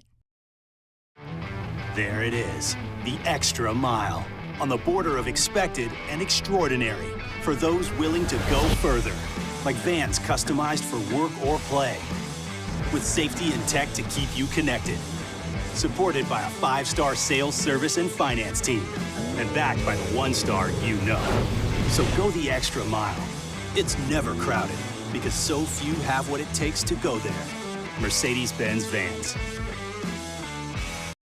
Dylan Cruz here to tell you about Six Rings Baseball and Softball Camp. If you live on the North Shore and play ball, go to Six Rings Camps with former LSU assistant coach Dan Canaveri. His knowledge is second to none, and your child will improve and have fun doing it. Camps were held at Coquille Park and Six Rings Academy in Covington with 4 sessions over the summer. Full day and morning only sessions are available from ages 7 to 13. Go to sixringsbaseball.com or call 985-206 9096. Learn the game to love the game. I've been doing business with Luba for 25 years. They're dependable, trustworthy. It's just the attention to detail with our clients. Our folks have years and years of experience. They're highly trained professionals, but many companies have that asset. What I'd like to think makes Luba a bit different is that we use those talents in a way that truly is dedicated to serving the needs of the folks who depend on us.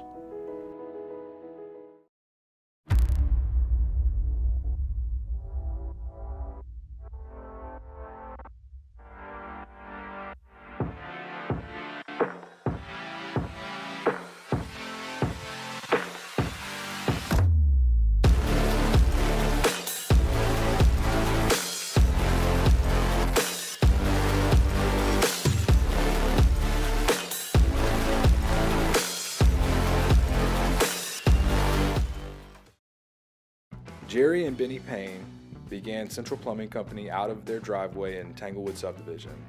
50 years later and 4 generations down the road, we continue to serve Baton Rouge and the surrounding areas for all of their plumbing needs. Residential, commercial, industrial, or hospitality, Central Plumbing is here 24/7, 365. We want to thank our customers, family, and friends. Moscona inviting you to join us for Monday's AFR, presented by Relief Windows. We'll recap a busy weekend for Tiger baseball in Houston, the LSU basketball squad at Vandy, and the scouting combine. Join us Monday 3 to 6, 104.5 ESPN Baton Rouge.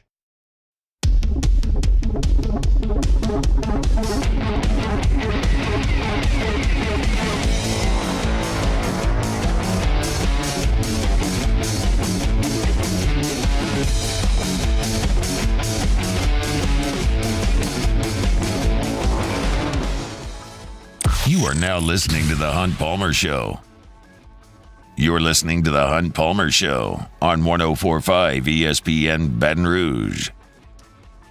A little bit of breaking news here from LSU. Michael Cauble, sports director over at Channel 2, at the LSU basketball press conference. Matt McMahon is meeting with the media, and he says Jalen Cook is currently suspended from the team for a failure to meet team requirements set by the head coach. At this point, on March the 4th, if you're suspended for not meeting team requirements, it feels like to me, as I just read the tea leaves here, that you may have seen the last of Jalen Cook in an LSU uniform. I had heard some rumblings that there may have been some issues there, but certainly not anything to go to air with. But it sounds like this has been something that's been festering a little bit, and that it looks like Jalen's going to be away from the team. There's a week left, and then they go to Nashville.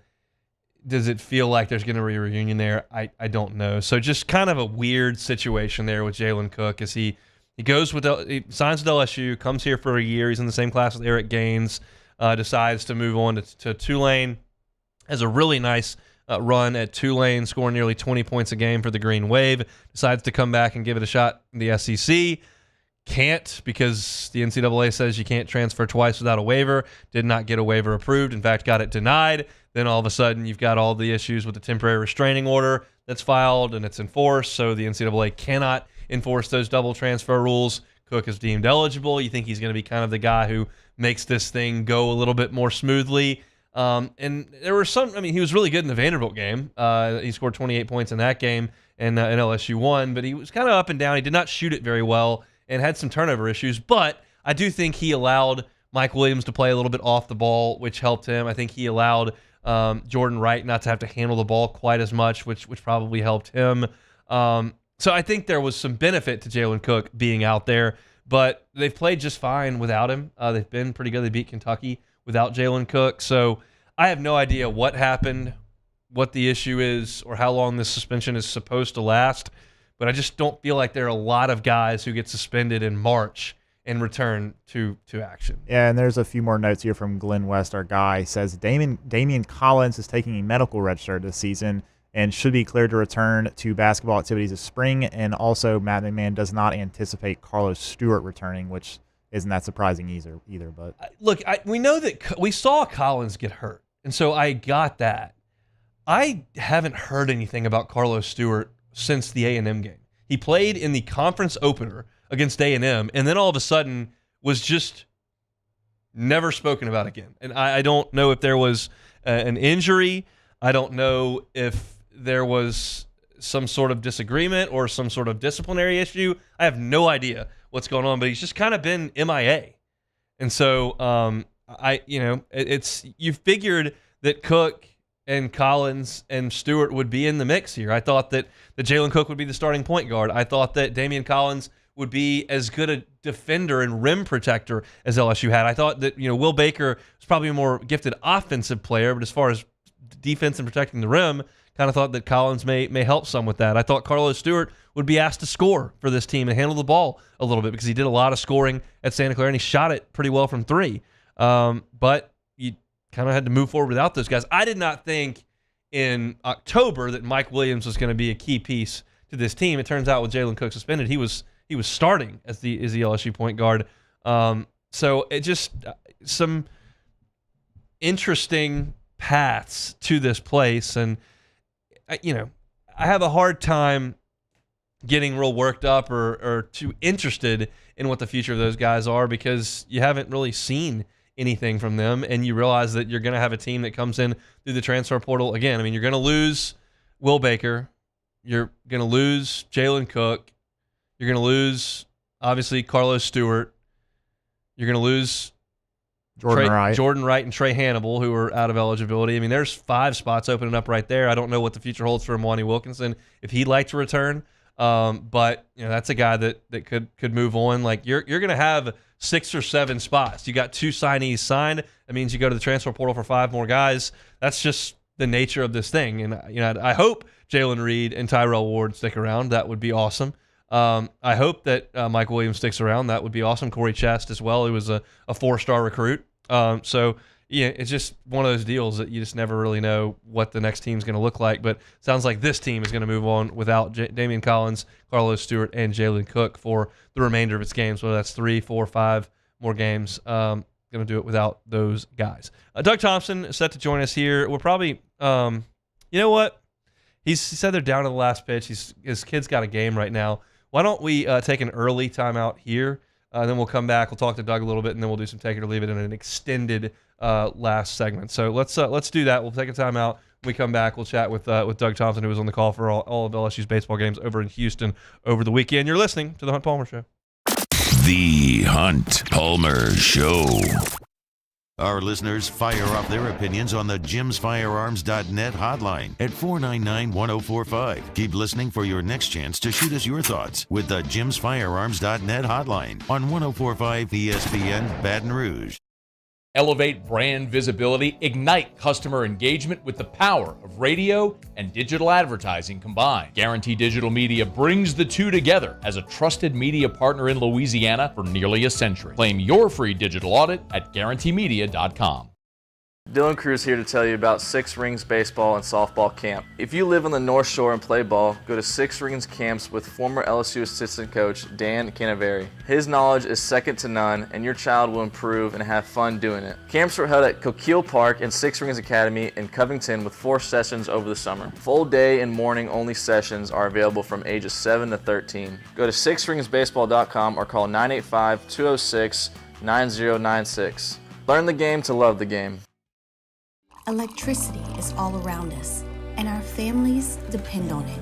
Every day is sparked by the power of a cold drink or a warm meal, a movie night, and a comforting light at the end of a dark hallway.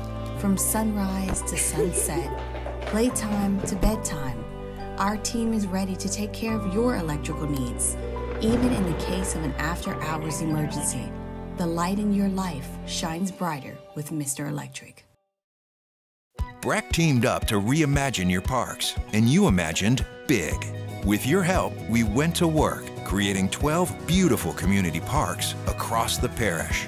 A family-sized water park, miles and miles of trails, and parks just for your dogs. There are more places to splash, to explore, to run wild, and even soar. You imagined, we delivered. Gold. Breck, your #1 park system in the nation. Hey, it's Matt Moscona. For years, you've heard me tell you about Insurance Network of Louisiana, helping you find better coverage for less money. But it's not just for your home and auto. They also offer commercial properties, so retail stores, professional offices like doctors, dentists, attorneys, clothing boutiques. Insurance Network of Louisiana can find you better coverage for less money. They service the entire state of Louisiana, and they're local. So call today at 293-0450 or lainsurance.net. I've been doing business with Luba for 25 years. They're dependable, trustworthy. It's just the attention to detail with our clients. Our folks have years and years of experience. They're highly trained professionals, but many companies have that asset. What I'd like to think makes Luba a bit different is that we use those talents in a way that truly is dedicated to serving the needs of the folks who depend on us. At Relief Windows, we're more than windows. We're windows, doors, hardy plank, and vinyl siding. But our number one product is always customer satisfaction. Visit us online at reliefwindows.com.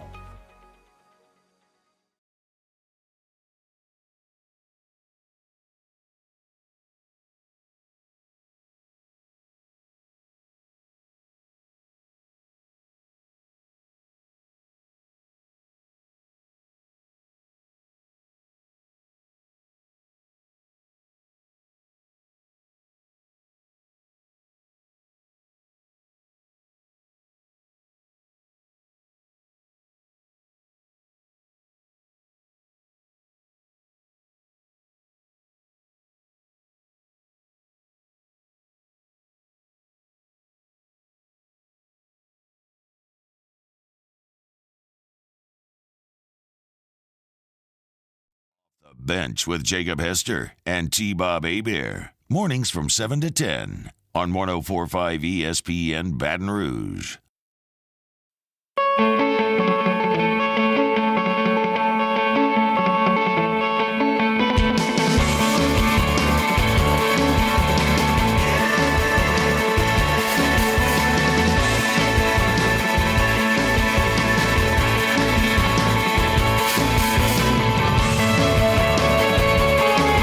This is the Hunt Palmer Show on 104.5 ESPN Baton Rouge.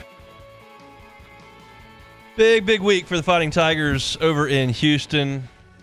Beat Rice in the midweek, then went over to Minute Maid and took care of Texas, ULL, and Texas State. Clean 4-game sweep for LSU as they head back to Louisiana. Doug Thompson was on the call for all of it for the LSU Sports Radio Network. He joins us now on the Jim's Firearms Hotline. Duggar, how is Houston? It was great. I mean, as far as LSU's baseball is concerned, I don't know if you could really ask for much more.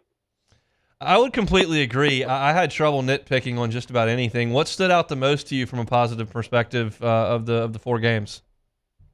The pitchers, the starting pitchers throwing strikes. I mean, they were ahead constantly, and because of that, had much better results. And of course, Gage's jump, no pun intended, really jumped out as as good as expected, and I think that's gonna certainly play in the SEC.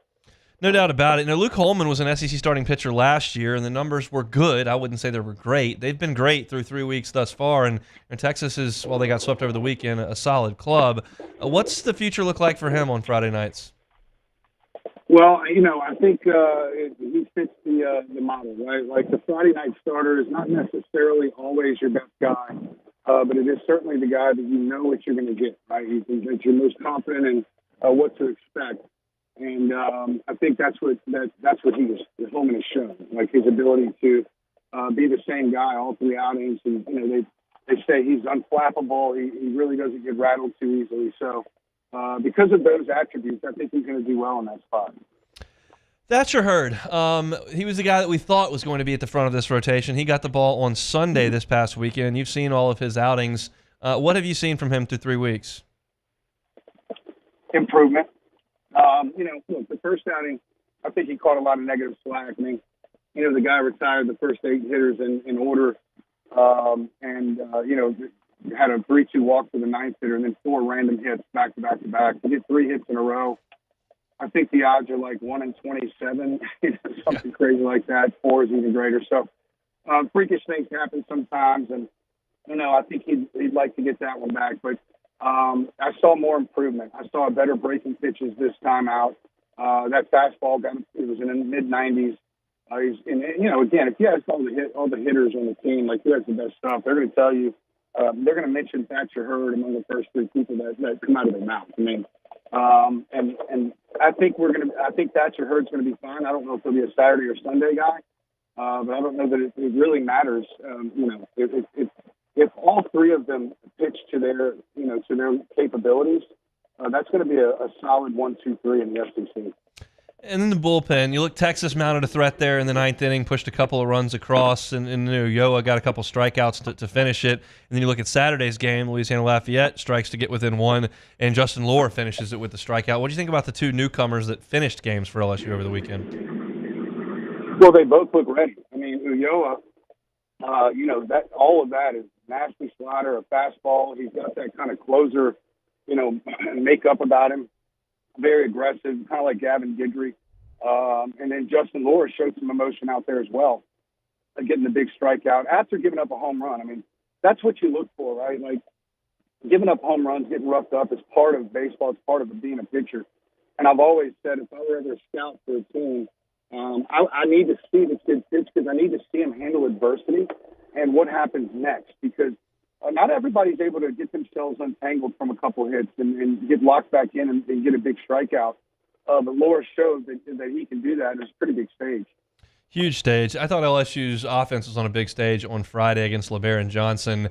I bet Jay Johnson was just over the moon after that game because of the way that LSU grinded against a really good pitcher. What did it look like from your perspective, LSU against the Texas Ace?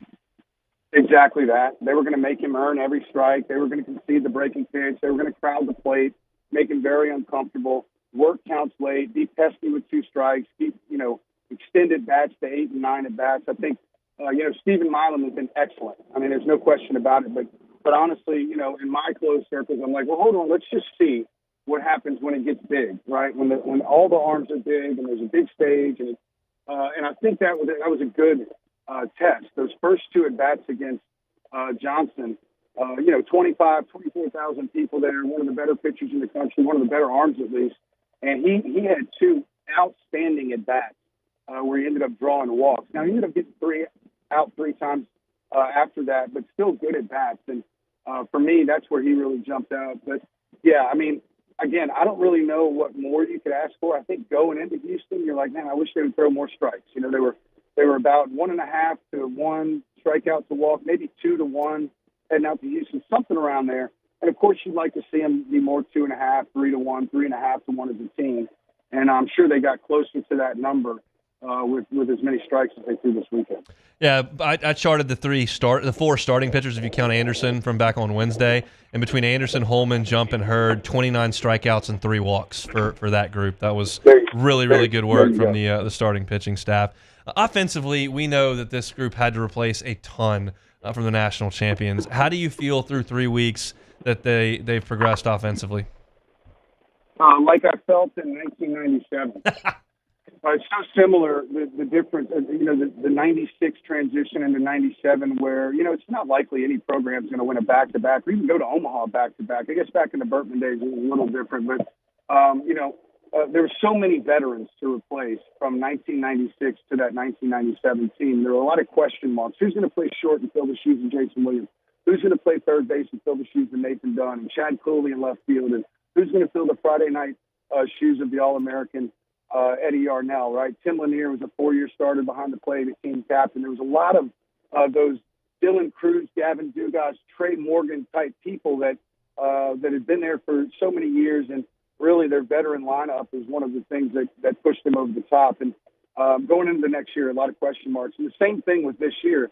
But that year, the same, Brendan Larson and Blair Barbier and all these different people, Trey McClure and Casey Kuntz and three-headed monster, believe it or not, behind the plate, and Cressy, Conan Horton, and Clint Earnhardt. It's just eerily similar to how that season started. That team, 1997 team, started 18 or 19-0. And, this team's off to a hot start as well. So very similar to that. It looks like there's some people that were ready to fill those shoes and so far have done that. Sure have. Last one here, Doug. Appreciate your time. the crowd for in purple and gold in Houston. We know that LSU took over Omaha last year, but that's with the College World Series on the line. The broadcast on TV was suggesting that there was a monster showing from LSU, even for the Texas game, outnumbering the Longhorns. What kind of environment was it inside Minute Maid for the purple and gold? Not even close. 6-1, I would say. LSU out-traveled Texas. You want to take some pride in the program. Think about that. 4.5, 5 hours away. Folks in Austin, just a 2-hour drive, and LSU still outnumbered them, vastly. And we're talking about one of the biggest programs in America that they just completely dominated the tickets. I literally had people texting me before the game, like 10 minutes before the game, man, we're outside. We have 2 extra people with us, and they're not selling any more tickets. And, they told us upstairs that they would have opened the third deck had the Houston Rodeo not been there the same weekend. But they didn't have the staff to man the third deck. So the club level and the bottom level, they might not have been jam-packed, but there wasn't much room. There was not much room at all down there. So it was really cool. They played Colin Baton Rouge, and it was awesome. It was just a really cool environment, and it was great to see LSU finally come out on top in that classic. And they haven't named, I don't think they've named the all-tournament team, or maybe they have, and the most outstanding player, but I'm sure that's littered with LSU players as it should be. Great job on the calls last week over in Houston, Doug. Safe travels, and we'll talk soon. Thanks, Hunt. He's Doug Thompson, member of the LSU Sports Radio Network, national champion with the Fighting Tigers. I don't want to get too sentimental and gushy in this whole deal, but I tweeted this out on Friday, and I do mean it. I know that college baseball is a niche sport, and that it's becoming even more regional, and that a lot of people don't give a rip about college baseball. I'm well aware of that, but we do. And the presence that LSU had in Omaha was jarring in June when I was up there. And I just was so impressed with the folks on the television call saying how many LSU fans were in that ballpark on Friday. Because you've got to have the guy as the coach, and LSU does. And he's got to go get players, and they've got to play, and that is the most important thing. But there are other pieces to this machine, which LSU baseball is, a machine. And the fan base is one of them, and it's an important one. And when you do things like that, it matters. Because now you're trying to get kids on the front end from high school, and you make an impact. I'm sure Kate Arambidi was in that ballpark on Friday, unless they had a game. But if you don't know who that is, he's one of the top players in America. He's a catcher. He's incredible, and he's from Houston. And he's signed with LSU, and he's going to have a decision to make whether he wants to go sign a professional contract and play in Helena, Montana for a few years, or if he wants to come to Baton Rouge and play in front of that. And that can make an impact. And you try to get those high school kids, but also you're trying to get the next Thatcher Hurd. You're trying to get the next Gage Jump. You're trying to get the next Tommy White. You're trying to get the next Jacob Berry. And maybe one of those guys plays for Texas State or Houston. And he's like, holy crap. This is what travels with LSU? And you might get a really good player there. It all matters. And I know that the Pac-12 ceases to exist, and the Cal State Fullertons and UC Irvines and Long Beach States that used to be great aren't anymore, and Wichita State, and it's basically the SEC and ACC and some Big 12 sprinkled in, but not for long because Texas and Oklahoma are leaving. I get it, but it's just there's a lot of pride in that baseball program, and that is something that matters to me, and it certainly matters to those around us. And it was just awesome to see the crowd over there in Houston. I've made that trip a couple times. It is an awesome, awesome trip. Because of the move this year, I just wasn't able to get out and do it. I'll be there in 2 years, I can promise you. And if you have not done it yet, I strongly recommend it. Houston's a really fun city to spend a weekend in. It's a great ballpark to watch a game in, especially because you're guaranteed good seats because they don't sell the bad ones. They don't sell the third deck. No one's sitting out in the outfield. You're going to get a good seat to the game. I can't promise you're going to get an affordable beer, but outside of that, it's a really cool experience. And big props to those of you LSU fans that either came out from the Houston area or made the drive over to Houston, because LSU just drowns teams when they're on the road. It was the case in Omaha, certainly the case over in Houston. All right, one show down, Miss Cassie. How are we feeling over there? How do we handle things for show number one? Our new producer, Cassie Spazzali. I'm feeling great. I love to hear that. Starting to get a hang of it. I like to hear that. We'll be Cassie will be with us on Mondays, Wednesday, and Fridays moving forward. So appreciate you jumping on and putting in some work here. Beck, we don't have time for take it or leave it, do we? I don't think so. Do you have one? Yeah, sure. How about the Philadelphia Phillies signing Zach Wheeler to a 3-year, $126 million extension, average salary $42 million, the most lucrative extension in baseball history. Good deal for the Phillies. I'll take it. Yeah, him and Aaron at the front of the rotation is quite salty. Look, that's the team it's loaded with bats with Harper and Schwarber and Castellanos and that whole crew, but they can pitch it pretty well too. So the Braves are still really, really good.